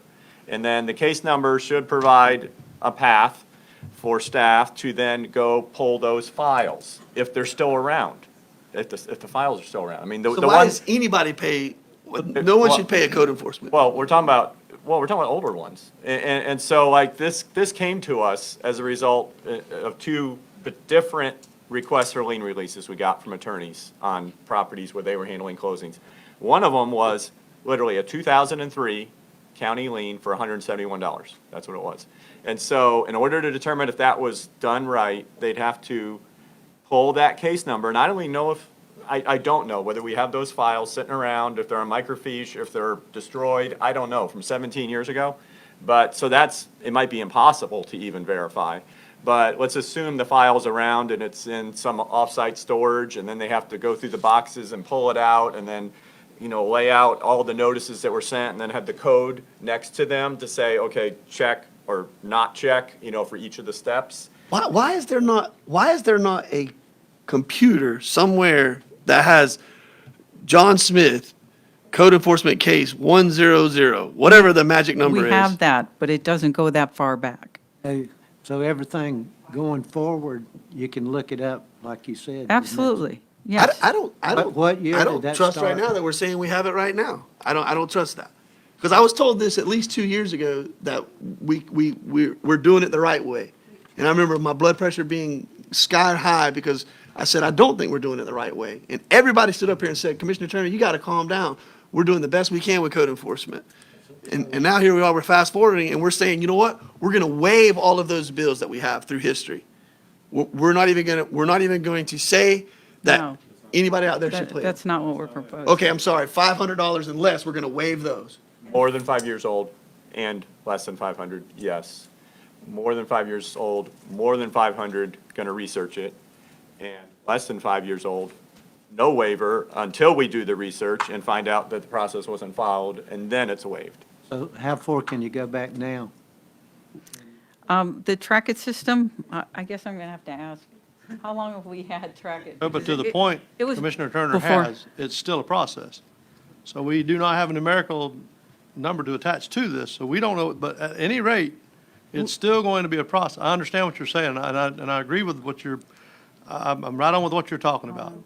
If I'm going to charge someone, I remember a gentleman come before us in Clueston, a young man just moved back to Clueston, bought property. I know exactly what you're talking All about. of a sudden, there was all these, and we didn't He waive a will not penny. speak to me. He will not speak to me anymore because we wouldn't waive those We liens. didn't waive a penny. We And you had know a what we lady should come have before done? us We in should have LaBelle. just said, don't pay anything and tell us to go pound sand because we can't tell you if you owe us or not. Know it or not. Is that within the 5 years? Is that, That was about 2 years ago when a young man come I before the know board. some of those liens were older than 5 years. I know for a fact because I know the contractor that performed it, and I remember this so vividly. We held him to the penny. We had a lady come to us in LaBelle with the same situation on By the way, he property. ended up not buying that property. He ended up not buying a place, and he ended up not moving into that neighborhood. Just to be clear, though, some of the liens are solid waste liens. Some of the old liens are solid waste liens, as contrasted with code enforcement liens. And for the solid waste. Solid waste goes through the MSBU, Special District MSBU? Well, Because yeah. hell, the county can't find its liens. I doubt very seriously who's the humans in charge of special districts are going to be able to find those liens. Well, those are recorded, and so for those, the process, there's no need to verify whether the process was followed, because it's not a case-specific, it's done annually. The assessment was imposed, the bills went out, the tax collector managed this. I'm talking about solid waste right now. And so for those, I don't remember if those situations you're talking about were solid waste or code enforcement, but if they're solid waste, your position expressed via ordinance before is they have to pay the principal amount and interest is waived. That's the position on solid waste. These were not solid waste. And to be clear, solid waste is not part of this. This is code enforcement only. Is that correct? Mainly about code enforcement, but at Okay. the end, we talk about solid waste. Right.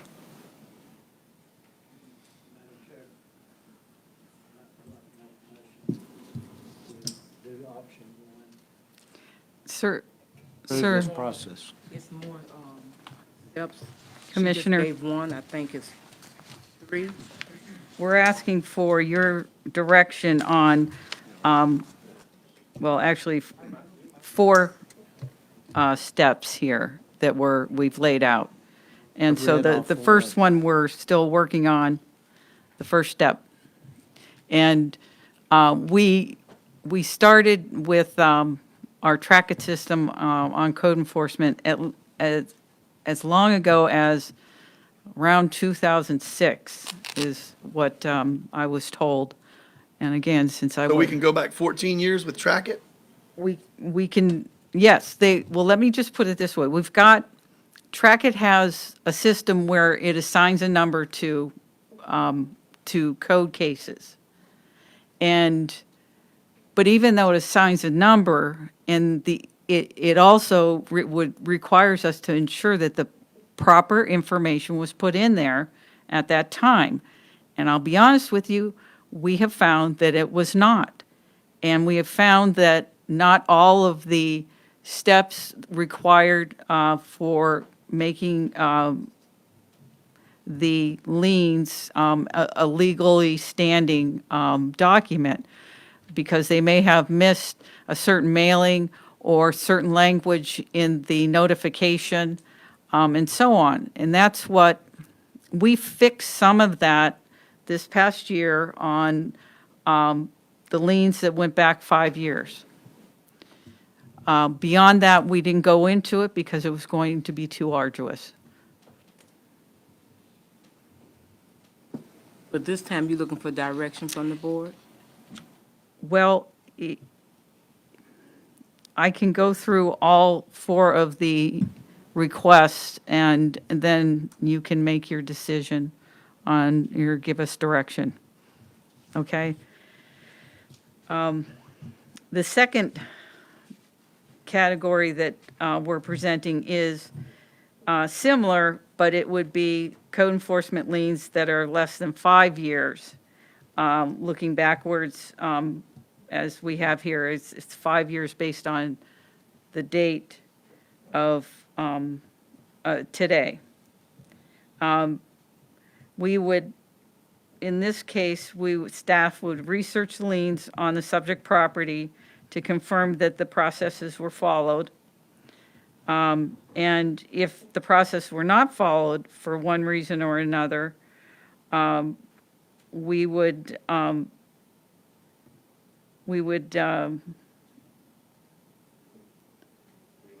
yeah, we We would waive all of that work and cost associated with it. right, if it wasn't done properly because it's not legally standing. You don't know how many of them, We won't until we have a list that is aged, that we can update. But at this point in time, I don't know how many that is and how much that would entail. Do you have any case examples of where people have challenged you and you were caught not having everything? I'm aware of a couple. Okay. And so we conceded it. You know, we pulled files and went back through it and said, you're right. You just had to let it go? That's one of the things you're saying, once you go through it, if it wasn't filed right, then you would release the lien. That's right. The last figure I remember in my head was $160,000. I kept asking, how are we going to recoup $160,000? It went way past 5 years. And the clock was running then, and that was at least 2 years ago. So I guess the main question is, are we as a board willing to forfeit $160,000 that is associated with liens from years ago and start fresh again? where did we Well, get that number? My It was a fear, report that the county staff gave me. my fear is you're not gonna get it anyway. And so all you're gonna do is tie the property up and not be able to do anything with it, at least if you did sell it. Now, what the number is in between, I'm sure some would pay and some would. I think that's what I'm picking up from staff, and I think that's what I'm hearing from all of us. I totally understand. Are we gonna forego it? But I think you're gonna forego it anyway, or it's gonna cost you more money than that to fight it, and what's gonna wind up being a losing battle to start with. Mark's process said you just give them the bill many times and they're going to pay it. And that's what happened most of the times when we went to closing, was it not?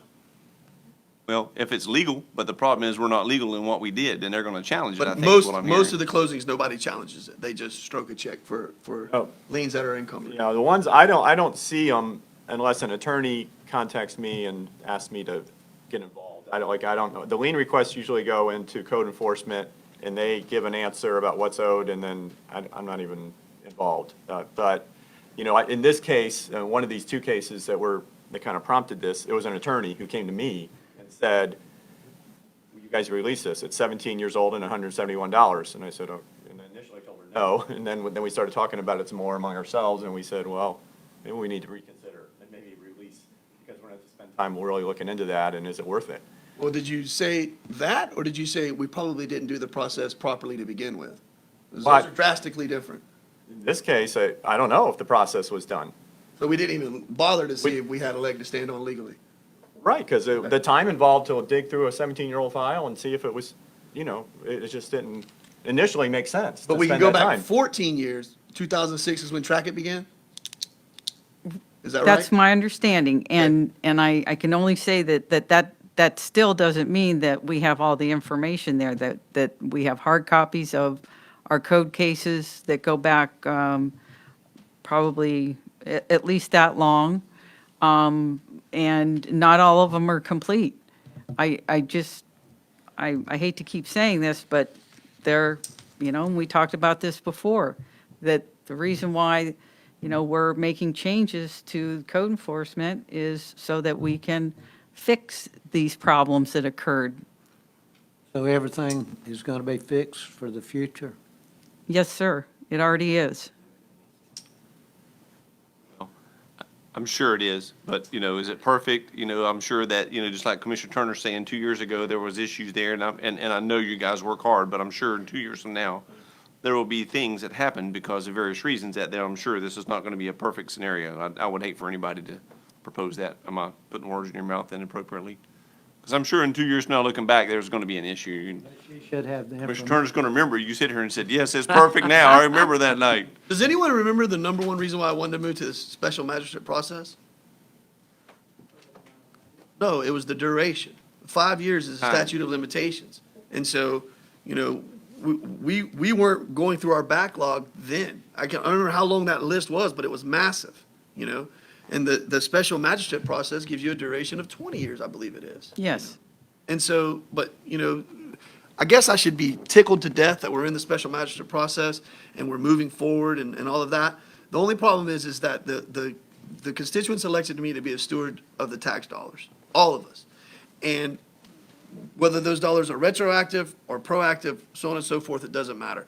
And I just put my business cap on every time, and I look at how much energy the county must have expended to create that piece of paper, how much consternation that piece of paper creates whenever it's given to some of the people that are actually trying to do the right thing. And then, I don't want to use decorative language because I've used too much already tonight. My grandma's very disappointed with me up in heaven. But the reality is that we're just going to forfeit. Maybe it's just tens of thousands of dollars. I think it's, over $100,000, but maybe it's not. So the reality is we don't know. Nobody can tell us what that number is. That's frightening to me as well. Comments? The number couldn't be that, could it? $100,000? It was 160 the last time we looked at the report. I, It keeps me up at night. I'll bring it to you all. And that was a 5-year, I believe, report, and it did include, correct me if I say something wrong, it did include demos. It did. Yes. It had everything So from it top to would bottom. be something, and that's just 5 years, but we're talking about beyond that period of time, and right, that's the number that. right. Not including demos now.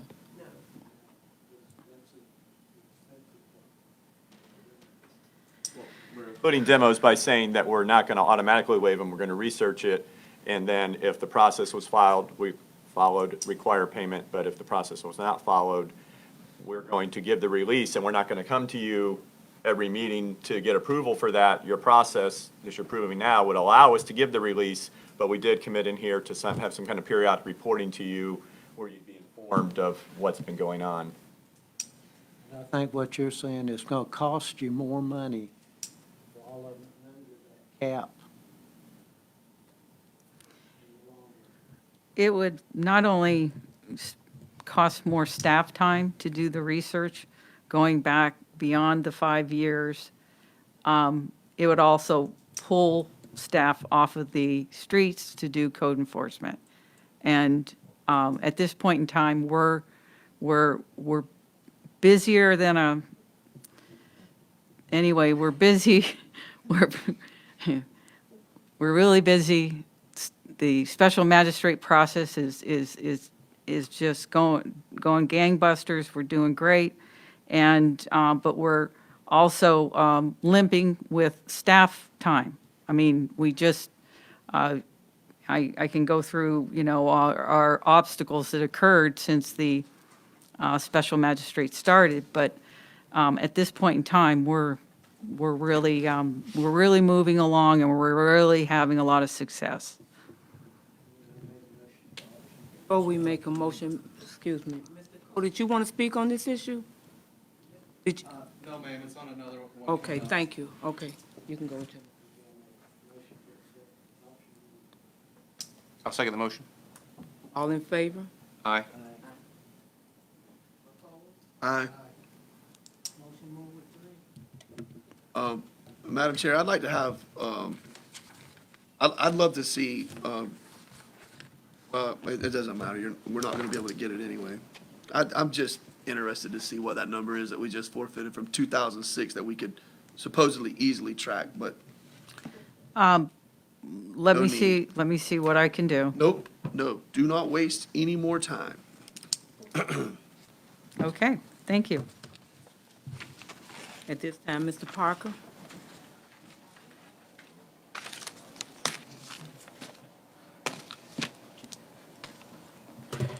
For the record, Shane Parker, County Engineer and Public Works Director. I have before you is the Port LaBelle Utility System increase in new residential customer connection charges. The county did evaluation of its connection charges for the potable water for new residential connections. And the county hasn't done one since it's owned the utility, and we've owned the utility for 24 years. And so and these rates, according to the utility director, the Port LaBelle Utility Director, are the same ones that GDC had when they were around. The only modifications made since then were tweaks to the Port LaBelle Community Development District permit fee. We increased it because we have to get a permit from Port LaBelle CDD to install the meters in their road right-of-way, and then the cost of the actual meters went up. In doing so, the initial study was done by Florida Rural Water Association, since we were a member, and they came up with a fee of $6,835 for a connection fee, and staff thought that was high, but we took it to the advisory board. They were in favor of it, but staff was feeling that was going to stifle development, that was going to be problematic. So we reevaluated the fee based on taking in account water loss, reducing that out, because the fee is based on you're building a new plant. There's also for line work, for like new utility lines, if you had to replace it or expand it. And then volume of homes that are moving in as well, you assess that. So the gist is, Shane, you want us to, you are supportive of option one, and the number is $2,763 a year for connection? Yes, and I want to explain something about that. Okay, Currently, right now, the connection fee is $2,205. And the homeowners get a credit of $540 currently. So they pay, they come in to see, they pay $1,665 unless they're due any other credits, but it's typically $1,665. We're looking to increase that to a total fee for water of, hang on, make sure I say it right, $4,968, but we're going to give them a credit for assessments that were paid. So the county installed water lines, we assessed them on the tax bill, they've got a credit, so they're going to come in and get a credit, which will reduce the fee. So if you're in Port LaBelle proper in Hendry County, instead of paying $1,665, you're going to pay $3,993. And then if you're in Glades County, instead of paying $1,665, you're going to pay $3,918. And if you're in Banyan Village, instead of paying $1,665, you'll pay $3,044. And the reason the county wants to do this increase is because we have old water lines that need to be replaced, not just patched. They need segments replaced. We also have to expand the water plant. We're anticipating that we're going to run out of capacity in 2027. Tetra Tech, Danny Nelson's estimating it's going to be about $2 million to add additional trains to the water plant to double the plant capacity. So Madam Chair, who wants to make the motion? I don't want to step on, you got public Before we comment. make the motion, we Got have much comment. people that like Okay. to speak. But I have a few other items to add. the other thing too, Shane, is this is a prime example of something that we need to jump on a grant with DEP to go after Yes, sir. Water line. capital improvement upgrades. Well, we'll try to get whatever grants we can to help out. And the reason for the increase is for that new growth can pay for the growth that's coming. Otherwise, if there's not enough funding in place, capital dollars in place, then we have to get a loan. If we don't get a grant, we have to get a loan. And then you got to finance that loan. When you pay it back, you pay it through the rates. And so then all the rates come across the board have to rise. This needs to be So- a front legislative priority, upgrading this place, because it's growing like gangbusters, and we need to be able to minimize that cost as much as possible. Shane? Yes, sir. How much we still owe Abandoned Village? That How loan- much we still owe on the line? Yeah, the They've line. got about, I don't know the amount, but the lot owners are paying for another 5 years on on their assessment. That's They'll be paid off in 5 right. years? But if they come in to build right now, they'll get the credit as if they already paid it. We'll just leave it on the tax bill for 5 Nobody years. building out there, though. Nobody, I think we got one house unless no one's popped up. Still got to pay the loan off. We still have to pay the loan off, but These are new owners, new homes. these are new connections. And in the I emailed an updated resolution. It would be, if the board agreed to it, it'd be effective December 1st. Roger. So, Got someone from the public that would like to speak. Cody then, okay.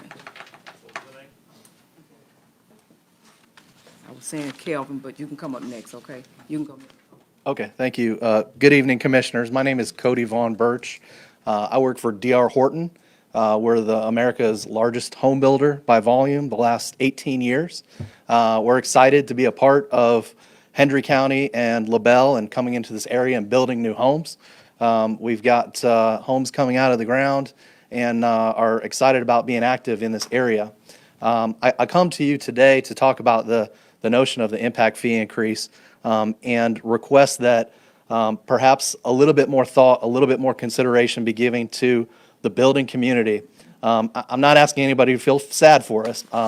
What I'm asking is that we have a business plan that's carefully thought out, a long-range plan, and we have come into this community because of the availability of single-family lots, because of the attractiveness of the fee schedule. We are very conscious that this is not a $500,000 new home community. That's not the purchase price. We are trying to make it affordable, get in there, make it available to the people in this community that are these first-time home buyers.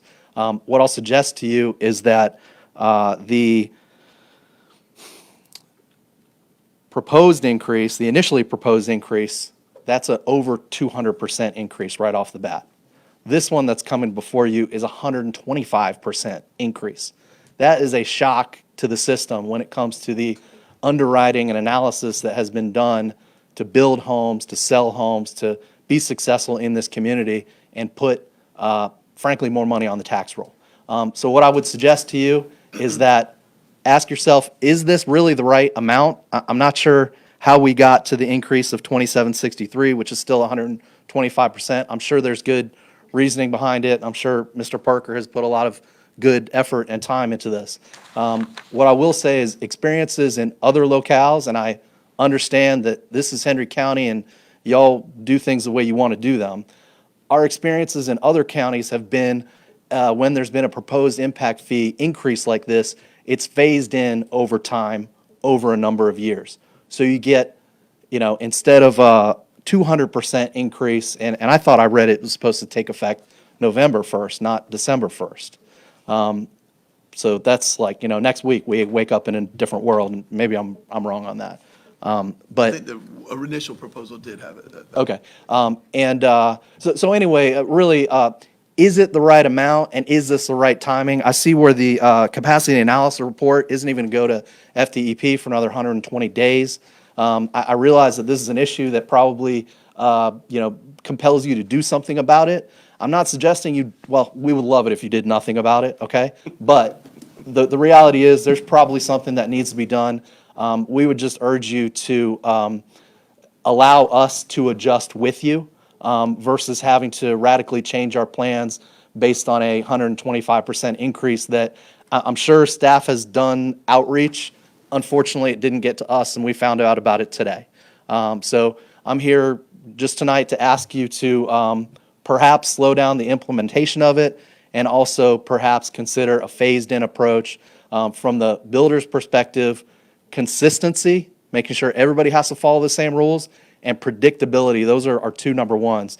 And, a 125% increase feels a little bit less predictable than if we had an ordinance that said, 33% this year, another 33%, or however you want to do it. But I would just ask you to consider that. I would ask you not to approve option one, and perhaps to consider option two, which would be to give some direction to staff. Thank you very much. Thank you. Kelvin?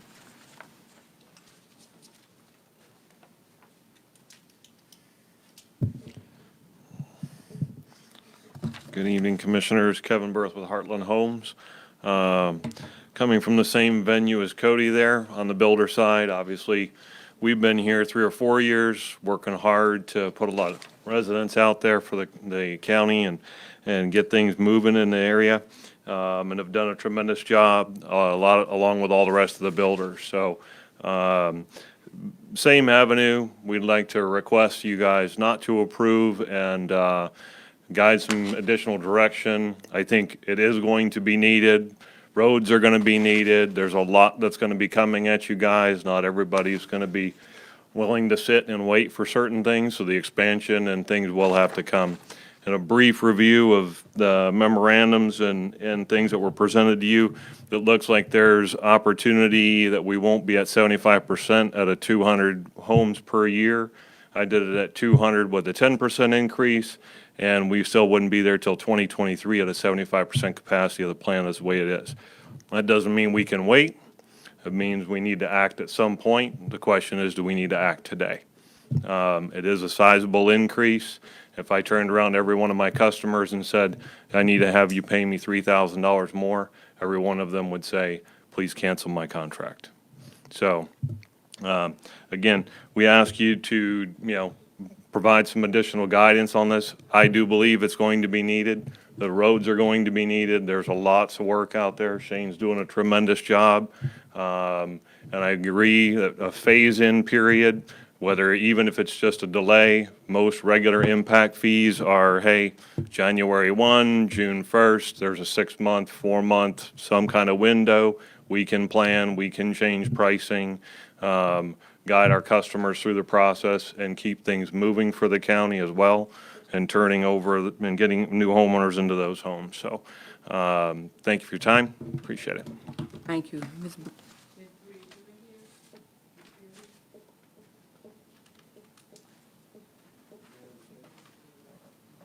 Can't hear you. Brian in here? Thank you, I'm sorry. Brian Quinn for the record. As you can see, I came in my work clothes because I found out just a little bit ago I was out building a house in Port LaBelle. So anyhow, something interesting. I don't disagree. I talked to Shane right away, and I understand that. Yeah, the plant's going to need some upgrading. But as everybody's saying, I'm echoing the same thing. But here's something interesting and nobody's talked about. If we want to argue, we did 200 homes around here the last few years, right? A couple hundred homes. So we took vacant lots, a couple hundred vacant lots, and turned them into revenue. You guys were getting roughly $35,000 in taxes, $179 a year, depending, I don't know how y'all system works, but every one of my lots, I own a lot of lots, they're all different price. Yeah, another day. But any which way. So we took a few lots, a couple hundred lots, we turned them into now $360,000 a year for y'all.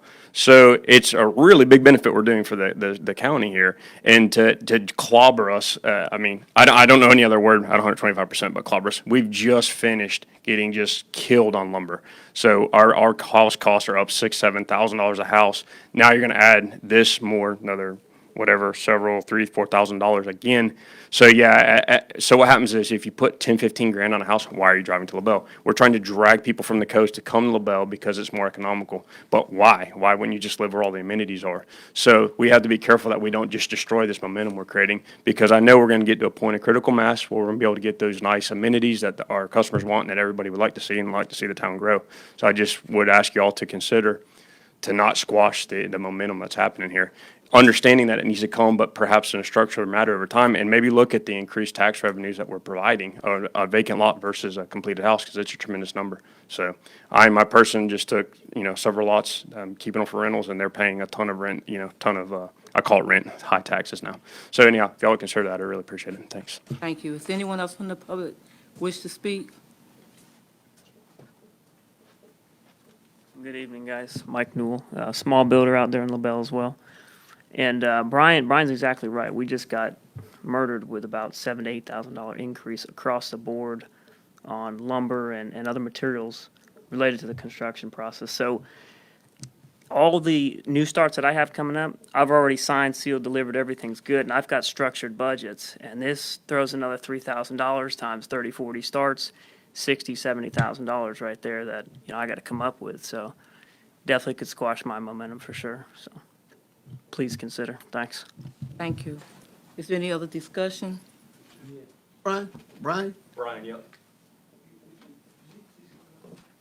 you made a comment just as you were leaving. You said your renters already pay, or you already pay a tremendous amount of taxes. Right, I had, give me an example, I just built 11 houses for rentals. Yes, sir. I was paying $179 a month, a year, sorry, on those things. Yeah, Now, nothing my over. tax bill just went from whatever, $4,000, now I'm paying $20-some thousand check for y'all this year. So it's a massive increase that I've, myself, and that little group, I'm not talking about all of us, because there's so many builders. I mean, look at the benefit, we've attracted D.R. Horton out here, that's great. I'm happy for it, we're all happy, all the builders are working together, which is nice that we're all working together, but it's just, the point I was making. So perhaps there is a way, perhaps we could dissect it a little bit, because if we hit the customer so hard, they're just not gonna buy the house. Maybe we could raise the water bill slightly, break it up a little bit. Maybe there's a structured way to do this. So, and I'm hearing there is some time, so there's some time to think about this. Perhaps we could increase the water bill slightly or break it up that way. I get it's necessary. I'm sure. You build in Hendry and Glades primarily? Everywhere, but mostly, yes. You build in Lee or Collier? Yes. Do you have impact fees over there right now? They're horrific. They're horrific, you said? Yes, they're horrific. All right. Yeah, and so, yes, that's why everybody's out here, including myself. Don't have those here or in Glades County, correct? That's correct. And that's the reason we're here. Yes, sir. Because our exact house we build and sell here is worth, let's just give you a horrible example, Golden Gate Estates. Let's go to Golden Gate. That's a great They're one. around high 20s to $30,000 impact fees. Just in impact fees Just in alone. impact fees, yeah. But that's you're all on well and sectors, septic. so schools, roads, fire, all that. It's a $30,000 on top of. Yeah, Get but going. the house here, that exact house we're building here is worth 60, 70,000 more there. So it's not proportionate, it's disproportionate. So It's worth, it's the exact same home in LaBelle. yeah, take my or Port LaBelle. $225,000 home, haul it down to Golden Gate Estates, and it's worth $70,000, $80,000 more. Roger. So because of all of the amenities available to these people, massive four-lane beautiful highway, all the stuff that they have, the schooling, the infrastructure, and the desire to live there in the population. Point going back, critical mass. Let's go back to Golden Gate Estates a minute. They just got brand new Publix. They just got all the stuff because there's been so much construction out there. They now have all the amenities right there where they're at. It's critical mass. And there'll be a point where LaBelle can afford to do that, and one day maybe even put impact fees and all that in to help the infrastructure. I don't think anybody's really opposed to it. We get it, but we need to get to that. I have a map, and I know it's outdated. At the point it was printed, there was 1,271 units occupied in Port LaBelle. That's really old. I don't know the date on my map, but let's say it's bad by a lot. So now it's 2,000 houses built out there. If my math was right, there were somewhere around 10,000 lots. We're only at 20%. And my math might be, don't quote me, but it's a huge number that's still vacant out there. And it just would be a shame to squish it. And it doesn't help the county either, because y'all talking about tax liens, you want to pay them, here you go. You're going to pay a tax lien on a brand new house, but you're not going to on a vacant piece of land, and it's going to get mowed and everybody just doesn't care and it goes for tax deed sale. So we're converting not great property into something really valuable for the county, and we're helping, everybody. We're bringing these people. A lot of our customers, and Mike can speak too, and I think everybody can, we're not dragging those people from LaBelle. Really, we're not. There's some, but we're dragging people from Miami, from Fort Myers, and the pandemic, I hate to even say it, the corona has created people wanting to get out of the cities a little bit. It's what we're seeing, I think. I think that's why we're seeing a boom in these rural care communities. But it would be helpful it will not be helpful to smash it. Once you break 50, 60, 70%, then yeah, you'll have critical mass. I don't know about y'all. My wife would really like to have a Publix out here. It'd be really nice. You don't have to go to Veranda for Publix. So stuff like that would be nice. And I know they're in the works, but they're counting rooftops just like you are. So the closer we get to rooftops, these guys are going to want to come on. So it'd be nice to have the amenities for myself and for everybody. So Brian, I think the reason everybody's building out there is because of the land. It started out at 2008, 10, and so they could buy the land. The water hookups was too cheap, because they've been talking about raising that for years. And what he had to come out, he had something a lot higher than this. yeah, I agree with that. Yeah. So for Port LaBelle Utilities to continue, they've got to have this increase, I think. And I agree with you too. I'm just saying in a improved. manner that, let's think about it more than 100, then we're talking, what happened, what Mike didn't say, well, I said too, I have houses sold. I can't go back, these are under contract, so I can't go back to the people. It's such, I wasn't noticed as a builder. I didn't even know this was happening. I own a lot of lots, so it was like, I was called by call. I mean, it's amazing I'm even here right this moment. So that's why I'm just really pleased to talk to y'all. But the point is, if y'all can reconsider a second, and I'm not saying don't do it. I get what you're saying. I'm not saying don't. I get you need it. And I had a nice conversation with Shane, and he's right. I totally understand. And we're happy for the benefit of the utility. I am glad I don't have to drill a well. You're Trust just me. saying I can't handle a $3,000 punch at one time. That's what I'm trying to say. I'm hoping nature can cure itself. In other words, so let's just give an example. Hopefully by next year, hopefully we continue with this economy and we call it, I don't know how to say it in English, you get increased values of land. Well, if you look at it, $3,000 over the course of 12 months, we can probably work our house prices up to that, and everybody's going to accept that. We're fighting appraised values right now because we have the buyers, but we can't get the banks to appraise. It's really aggravating because Your the home people. is almost upside down the moment before you close. It's very frustrating because the banks aren't appraising us correctly. It's truly frustrating. Not y'all's fault at all. That's just what we've been dealing with as builders. So I can't get my appraiser to appraise at $3,000 next week. No, it's the same He's not thing. hearing it. No, he's not He's doing not it. listening. So if it over processes time and we can get some, we can get it going, that's totally good. I'm just saying, I'm not against it. And if Shane's number is accurate, I'm sure it is. But is there some grants available out there? Is there some way to charge a little bit for the water bill?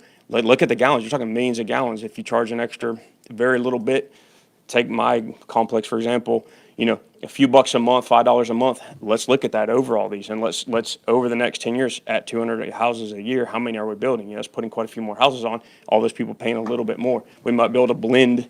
We might be able to accomplish the goal without doing it one unilaterally. So that's what I'm trying to say.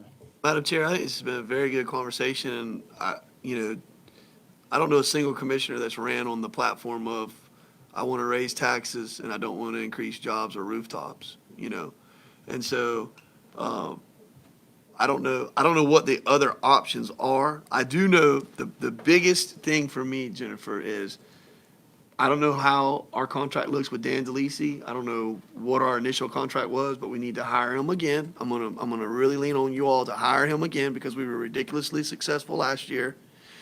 And I think that this is the definition of low-hanging fruit in the wheelhouse that he is gifted in.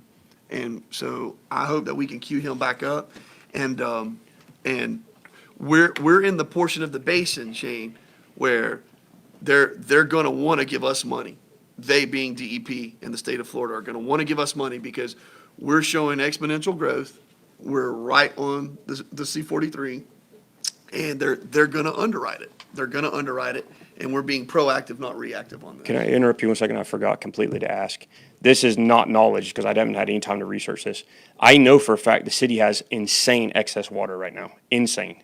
They have millions of extra gallons a day they're doing nothing with. They built the massive plant and the thing. Is there any way they would sell us some water to help offset this? I know it's an off-the-wall question, but could be a inter-county relationship there. And I know they have crazy capacity, and it might be way cheaper to get some capacity from them rather than improve the plant. And maybe just simply push this thing out instead of 7 years, you could easily go 10, 15 years and gradual this in. And you guys want your own system, that's fine. But that might be a solution too, and I forgot to mention it. And I have not spoke to anybody else, but I do know for a fact they have a ton of excess capacity. And that's, seems pretty easy to tap it down. I know they got a line on Cowboy Way, which isn't far off. So just a thought. Ms. Jennifer, have we had that conversation in the past? Well, with the city, and Shane, you're going to have to help me with this. I know there was a property somewhere right where our service area ended and theirs began. And there was a business in the industrial park, I believe. Margaret, you might be able to help me, that needed some water. And I know that we talked to the city at the time to see if they could help supply it, and the answer was no. But we can absolutely, have that discussion again from the residential They've built a brand new side. plant since then, if that's been a while ago. No, it wasn't It's that. recent? Yeah, it wasn't that long ago. One thing I'd like to say, though, about Oh, this, is that the industrial park you're talking about where the customer's wanting something like several million gallons a day? it was a lot. It was a Yeah, lot. nobody Yeah. figured that out. They didn't have Yeah. that, but Right. say 500,000 gallons a day Sure. might offset this process. It just might make it where you could redo the plant at a little later date. So. I know emergency the process. firsthand, the city's having trouble getting water lines, the city ditch road. bought property there and we don't have adequate water. Because they don't have adequate lines there. Well, I'm not saying Got a don't run a new 2-inch line, I'm line just saying feeding the whole versus building a block. new water plant or improving get it, instead of millions and millions of dollars, maybe we could build a couple $100,000 line, $250,000 line, I'm and understanding that. it'd make it It's way just- easier. I'm having a hard time wrapping my mind around how $3,000 is going to shut down a deal. And the reason I'm saying that, the lumber, I get it, but everybody had to pay that. There is no $30,000 impact fee, and trust me, I'm not the one that's going to sit here and tell you, I want to raise all your, I don't want you to make money, because you're not building houses for practice. You're building to make money. But for me to sit here and understand that $3,000 is going to shut down a deal, that's hard for me to swallow. I know. We're that- saying deals that have already been done. No, I understand that. The deals have already been done. Okay, let's back up and look at that real quick, and every one of you guys can have an opportunity to answer this question. You didn't factor in that cost of lumber when you sold that house, and that cost of lumber has jacked you up to a place now that you're in a bad spot, correct? Every one of you. That's obviously correct. I know that when I started building the church, it was $17 for a sheet of plywood, and ended up at $36 for a sheet of plywood. I didn't factor that in. I lost my tail trying to pick up. So I understand all that, and I get it. I'm not trying to say anything negative towards any of you builders at all. I love to see the building going on, but understand, every rooftop that you add also puts a strain on infrastructure that we don't already have. The water we don't have, the sewer we don't have, the tax dollars to come in for your fire, your EMS, your sheriff's department.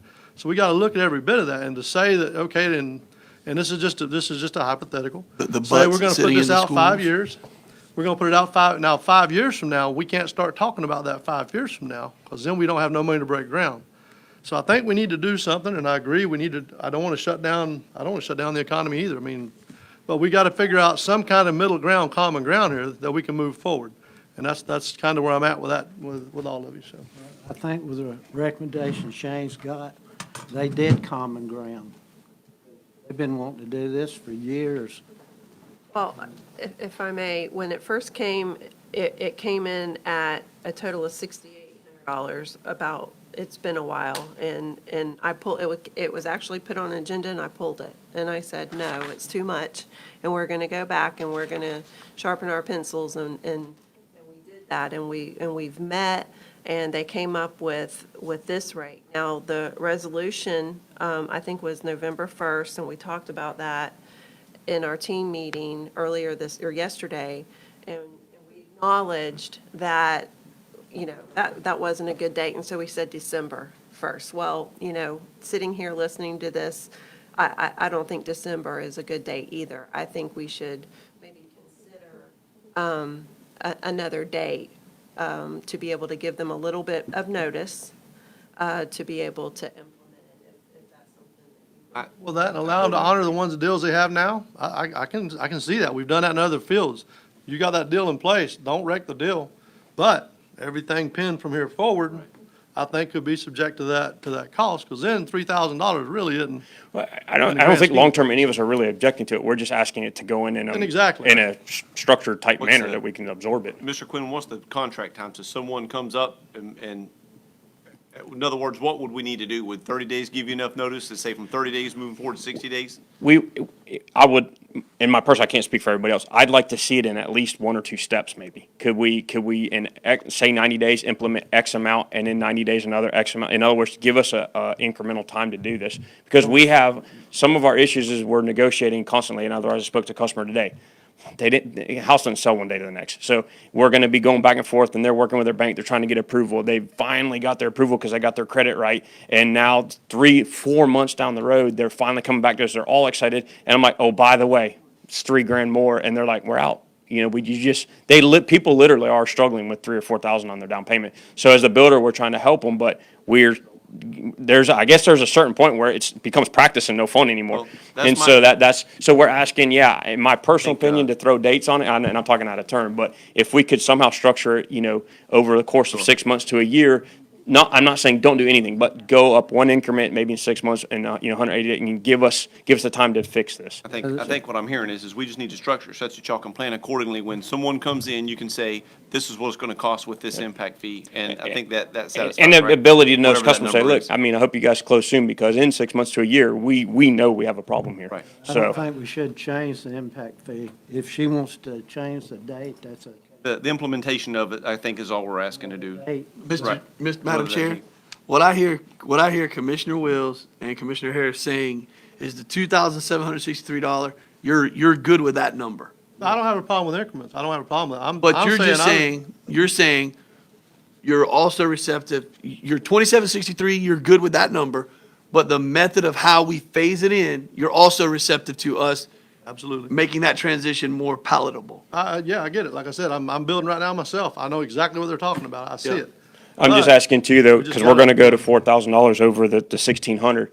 If there is any DP or any other monies out there, can we take a minute and look at that and say that guys, there's just no option. You're gonna have to do this. This is what it is. And now I'm just asking, for y'all to have the time to check that in before we implement it. I mean, I guess y'all could put it back down, but that's not realistic. Nothing goes back down. That might take a while. Might take When one- I spoke with Shane today concerning, if I was a resident in Port LaBelle right now, I would ask for it to be put in, break it down. Because I looked at me and then I looked at them, but I know it's a need. I asked, was there any way we could not do this? I was like, wow, Shane, you really? But when I realized it was 68 at first, and then I understood that it's something that got to happen, but I'm in agreement with changing the date so that it can happen, because there's no other choice, because if we're gonna grow and it's a future growth, then it's something that that have to take place, so. In Shane's defense, he talked me off the ledge. So. Well, again, guys, I mean, I don't want it to be like a Cape Coral thing. I've had friends in Cape Cape Coral Coral's that quite a few horrific. We years don't go back. there. I mean, they come in there, you're gonna pay 20 grand for a sewer that we're putting in. Unbelievable. Tomorrow. That's wrong. Exactly. Tomorrow. And That's that's just what I'm wrong. saying. I Yeah. get it. And this is the same scenario. We do need the increase, but I'm saying I don't have a problem working with you guys. I get it. I don't want to see homes stop building. I don't see people getting in homes stopped. Yep. But this, as you all well know too, we have to have the infrastructure. So to make it work, I mean, and I said that from the beginning when we first talked about it, I said, well, we need to do this in increments. We don't need to like slap down, I don't have an extra 3 grand laying around. All right, so do we have a motion on the table, Madam Chair? No, I don't think No, we we don't. Okay, so I would make the motion, and I don't know if we can do this, but I would make the motion, to move the date for implementation to time certain, January 1. Is everybody good with January 1? And I'm dying to hear from staff as well, if they think that allows too many units to come online between now and then. It only, because December is what they got now. Yes, sir. January 1, and keep everything as recommended by Shane. No, sir. And then my second aspect of that would be, right now, Shane, in order for someone to connect, they have to pay a $2,763 bill? For argument's sake, it's $1,665 if you've paid the other fees, With your, because you get some credits. Shane, I have a handful of questions. Let me go. Thanks, y'all. Thank you very much. So right now, just step me through the process in 1 minute or less. I just built a home with D.R. Horton or Heartland or CarsonTurnerContracting.com, and it's in Port LaBelle, and I want to hook up to Plus. How much money do I have to pay, and what's the timeline associated with that for getting water to my home? Water lines are already in front of your home. Okay? The water connection fee is $16.65. If you were their sewer, there's a sewer connection fee, but I didn't bring that with me since we weren't talking about sewer. But there is a cost for connecting to sewer if sewer is present in front of your lot. So you have the option of hooking to sewer or having a septic tank? There's No, no, no no. sewer in some of those locations. There is no sewer. If there's Most of them sewer is and you had a vacant lot where there's central We're going to sewer. score through the roof with a DEP to be able to fix. We talked about that about a year ago. As I brought that up about a year ago, of the properties out there with the builders coming in, there's nothing for them there. There's no I infrastructure there. remember you saying that now vividly. I vividly remember that now. So Shane, we got to put this together. You got to go to Tallahassee. I think there's going to allow 2 people to go to Tallahassee the entire session this year, but we can get this And done. we got the steps in play. The board approved Tetra Tech to do a sewer analysis, I want to say a few months, maybe 6 months ago. And we should be getting a report here in the next month from Tetra Tech about what's the most likely area that we should concentrate in. Shane, do you see how successful you've been on the Everglades line? You can go right in line and do the same thing in Port LaBelle. I don't understand what you're waiting on. Engineer of the year can do that, I bet. Engineer of the year, man. We love sewer. So Lot cheaper that's than a $10,000 Yeah. reduction to putting in that drain field. So okay, so Shane, tell us how we can phase this in to make it more palatable. Okay. One option, Instead of making them pay $1,685, although I don't think that's a terrible number. Especially when I know what it costs to build your Right. house in Golden Gate. They was already If it with goes us. up, if we pass this, it's gonna go up to 49.68. yeah, don't forget they get a credit too, so it's Yeah, going they to get a lower down huge credit, some. so it goes, The credit though. No, With the No, it's credit, it not. goes up to 49.68 is what you said. no, No. the net fee in the staff report, it'll drop down depending where you live, where you're building at. It'll be $3,993 you pay for water, or you'll pay $3,044. I'm sorry, I was. There's writing three, or Okay, it just Sorry. depends. Get a If you're in credit Glades for the County, it's assessments on the pay. $3,918. got it. Okay, So, I apologize. I do think the fee is, I know if you got an existing contract, I understand that. I understand the material prices have went up. I don't think it's astronomical compared to other counties. I don't have a problem with the January 1st date. If you do want to implement it, what I would recommend, it would be a wordy resolution. You could do a 50% increase of the rate, but it would change how much the credits would be, because you can't give them as much credit. And then you could say 6 months later, you go to what is shown in here. Yes, sir. In the resolution. That should give them enough time, and that would work out they're to be. phasing it in at that point. I was doing some math real quick. I saw you scribbling. So the net fee would be, if you're in Unit 109, we'll call it Port LaBelle proper, Henry County, you'd pay a net fee of $2,611.50. You'd get your $975 credit. Then for Unit 102 in Glades County, you'd get a credit of $1,050, but you'd pay a net fee of $2,536.50. Then if you're in Banyan Village, we're going to give you a credit of $1,130. You don't get the $1,924 because you'd be getting more than what you paid in, and that would put you at a net fee of $2,456.50. Then, when you, 6 months from that, then you roll into what's shown here. That's one option. And what I'm doing is I'm taking 50% of the water plant capacity charge, I'm taking 50% of the water distribution line charge. That's how I'm doing that. So Mark, for you, just in case you're curious, that's $540 credit they're currently getting, plus I'm doing half of the $1,180 added together, is how I got to the $1,130.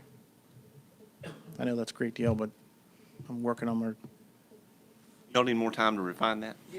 I didn't follow it, but I mean. Okay, and Shane, did you address in there, because I don't think you did, what's that? the fee schedule over time? I just Okay. did that right now. All right, January 1, 6 months later, just call it July 1st, bam, there it is. okay. Okay. And 39. I don't want to raise the utility rates, because then everybody's paying for the capacity of the plant when they already bought capacity in the plant. I don't want to have to do that. So, but this is one-time connection. Would it be prudent to take this back and let you put some sharp pen to that and come back with exact numbers? I think That it's give you enough time? absolutely, especially if we're going to wait until January 1, we're not changing anything anyway, but we need to make this, this needs to be a topic that is guaranteed to come back and visit with us. I can make the modifications to the resolution, have it ready for November meeting. So, Okay. be in Clewiston, but Gonna I can have hold it it to the done. November meeting. But when I'm bringing it back, it'll be January 1, 6 months later, July 1st. Shane, you're building a $150,000 home or $350,000 home, doesn't matter. Connection Doesn't fees, matter. connection fee, Connection fee is connection fee. Okay. Just want to make that clear. Any other questions for me? All right. Thank you, Shane. Thank you, everyone. So hopefully we're gonna have something, November meeting. Also, anything on the old business? I believe Jennifer emailed that. Have an agenda addition. Before you, there was a rodeo request. All Florida Junior Rodeo. Yeah, for $5,000 from TDC. So requesting your approval for I that. so move. Second. All in favor? Aye. Motion moves. Just as an FYI, with it being Commissioner Swindle's last meeting, this meeting, I wanted to bring up the EMS MSBU that we've been talking about now for some time. Just as a matter of process, we're going to be advertising here, we're putting it in this week or next week. to have the proper advertising for you to consider in December. 8, the EMS MSBU for next budget year. Then between now, we have plenty of time before you have to consider what that looks like and the rate and so forth. But if we don't do that before December, we're going to miss our window. We did that last year. We don't want to do that again this year.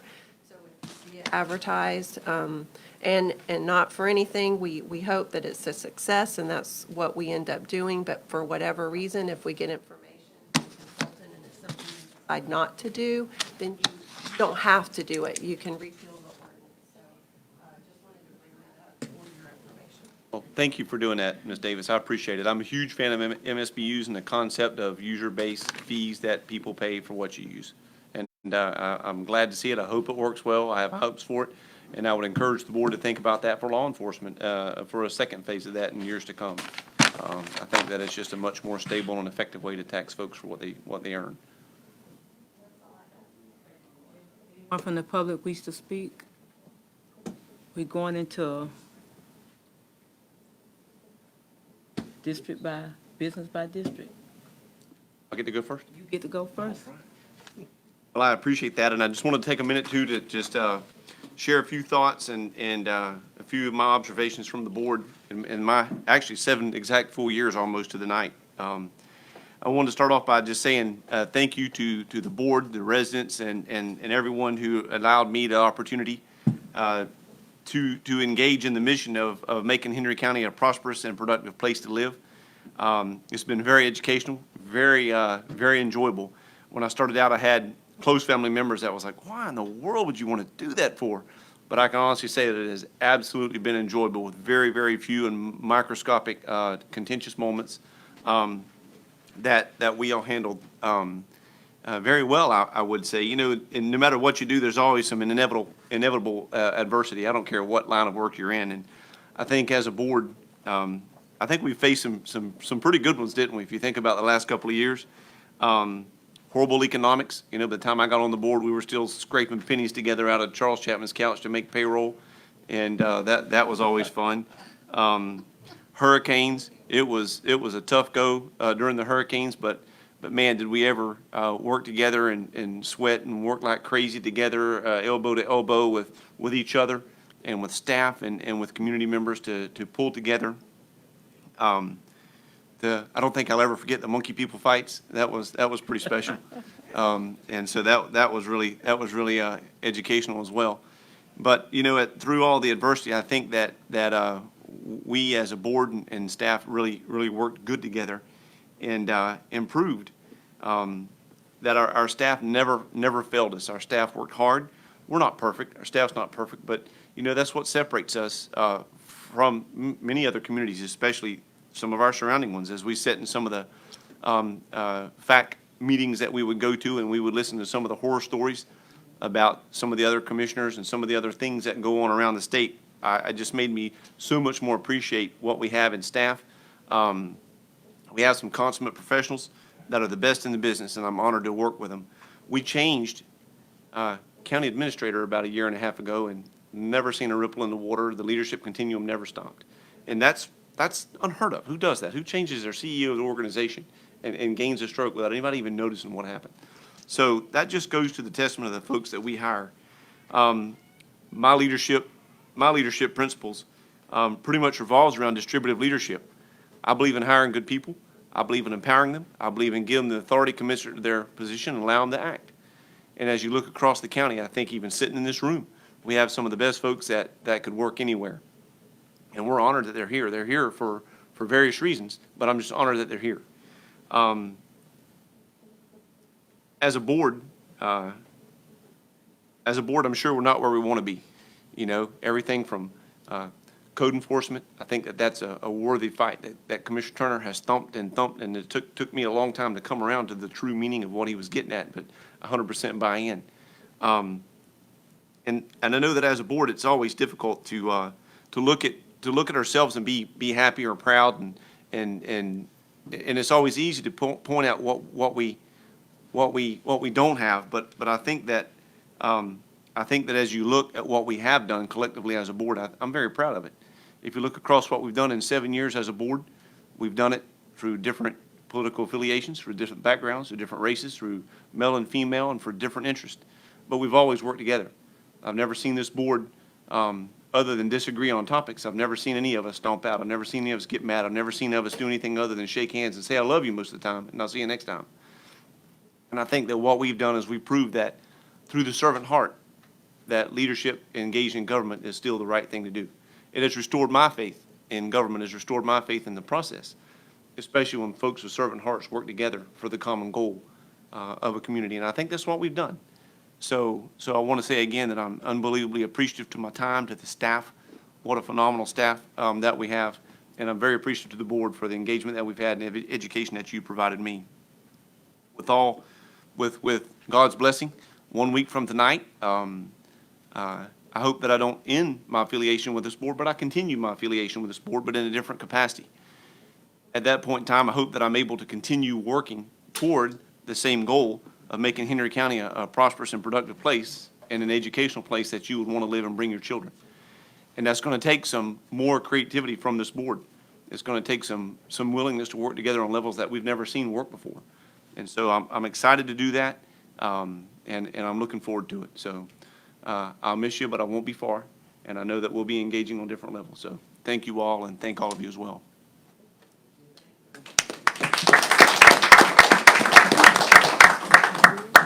It has been an honor and a privilege to serve with you, Commissioner Swindle, on a professional and a personal level. I think you're a great guy. I think you're a good, godly man. I believe you're going to bring a strong back to leadership to the school board that we have been lacking. I pray blessings upon you in that position. And I know that you're going to, everyone that comes into contact with you, I know is going to come to a different level, because you've helped us come to a different level, each one of us here. I've learned from you over the 4 years I've been here. I appreciate it. Some of the things, when you threw me under the bus to the first meeting about being a chairman, I wasn't sure about that, but Backed up. You know, in all seriousness, though, it has been a pleasure, sir. It really has. And if I can ever help you in any way, professional, personal capacity, just know that I'm a phone call away. I'll be calling. I'll always be there. I appreciate you reaching out. When times was tough, you reached out on a personal level, and I appreciate that. Yep. So I just want to thank you for that. You bet. My pleasure. I want to apologize to everyone for being late tonight. I had the doctor's appointment. I'm not dressed the way I'm supposed to dress, I guess. I'm dressed down. I'm going to be dressed down for about another month and a half, because I can't put a suit on. They took the stitches out tonight. I had my rotator cuff repaired and my bicep reattached. I tore it all loose. So I thought I was 24, and it reminded me I'm not. So I do apologize for the tardiness. We will, in the future, we'll make sure we don't have that problem as far as doctor appointments, but they play golf on Saturday, so I have to bend to him on Wednesdays or Tuesdays, I guess. That's all I have. Mike, I wish you the best. It's been so much fun engaging with you and getting to know you better. And I feel quite confident you're going to be victorious next Tuesday night. And I look very much to engaging you on that front as well, and trying to better Hendry County for generations to come. You've done a great job. The one comment that I love the most after everything you said is, we've had contentious issues. All of us have. But this board does everything in its power to say I love you, to aggravate the heck out of one another, and leave it in these chambers. And we do go to events, and we hear the most horrendous things said about people to their, outside of the colleagues. And I'm just like, man, and I have such confidence that none of us ever have those types of rhetoric about one another. And it's just, it's like my brother. I can talk about him all I want, but you better not, he start raving mad, but I get to say that, you don't. Mike, you do, actually. You went to high school, so you get it. But you get the gist of what I'm saying. So, get after it. I'm looking forward to it. Thank you. I appreciate it. Well, Mr. Swindles, really enjoyed working with you. It's been great. You was next door to me. I guess you'll be leaving me now, but I thank you for taking me up under your wings and helping me and showing me some of the ropes. I really appreciate it. I pray that if that's the will of the Lord, that you be in his not just say it's all about you, but I have a little business I need to put out there. Just need to recognize Harlem Tennis Association that's allowed the county to put benches on their park that's on 7th Street where the trees are. Jennifer submitted a letter to the owners, so the county be doing the concrete and another capacity be doing the benches. So, and also just need to make sure the board understand that with the funeral, with the burial site, that the little roundabout, we want the county to post some concrete there for a pavilion. I just need to make sure that everybody, I know in the past they were supposed to do that, but I have someone that wants to put a pavilion there, but if the county would pull the concrete. So, it's not in stone, but I just need to bring it to everyone's attention. And we're gonna turn the floor over to Mr.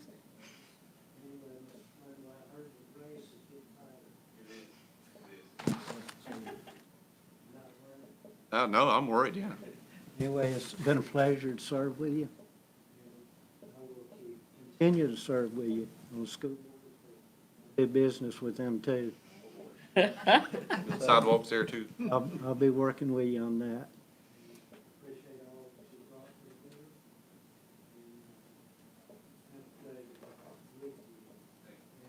Come around here and we're gonna give you this real nice piece of wood. All gold. We'll get a picture.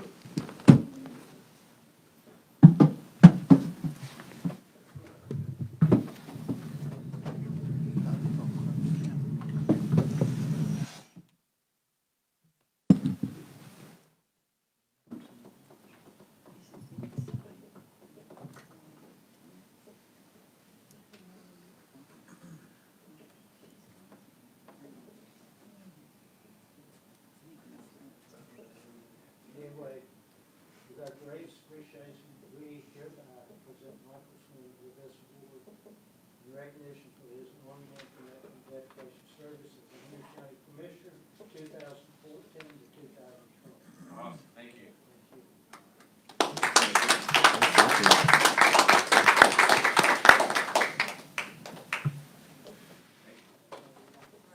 Don't cry, don't cry. Make me cry. Thank you all very much.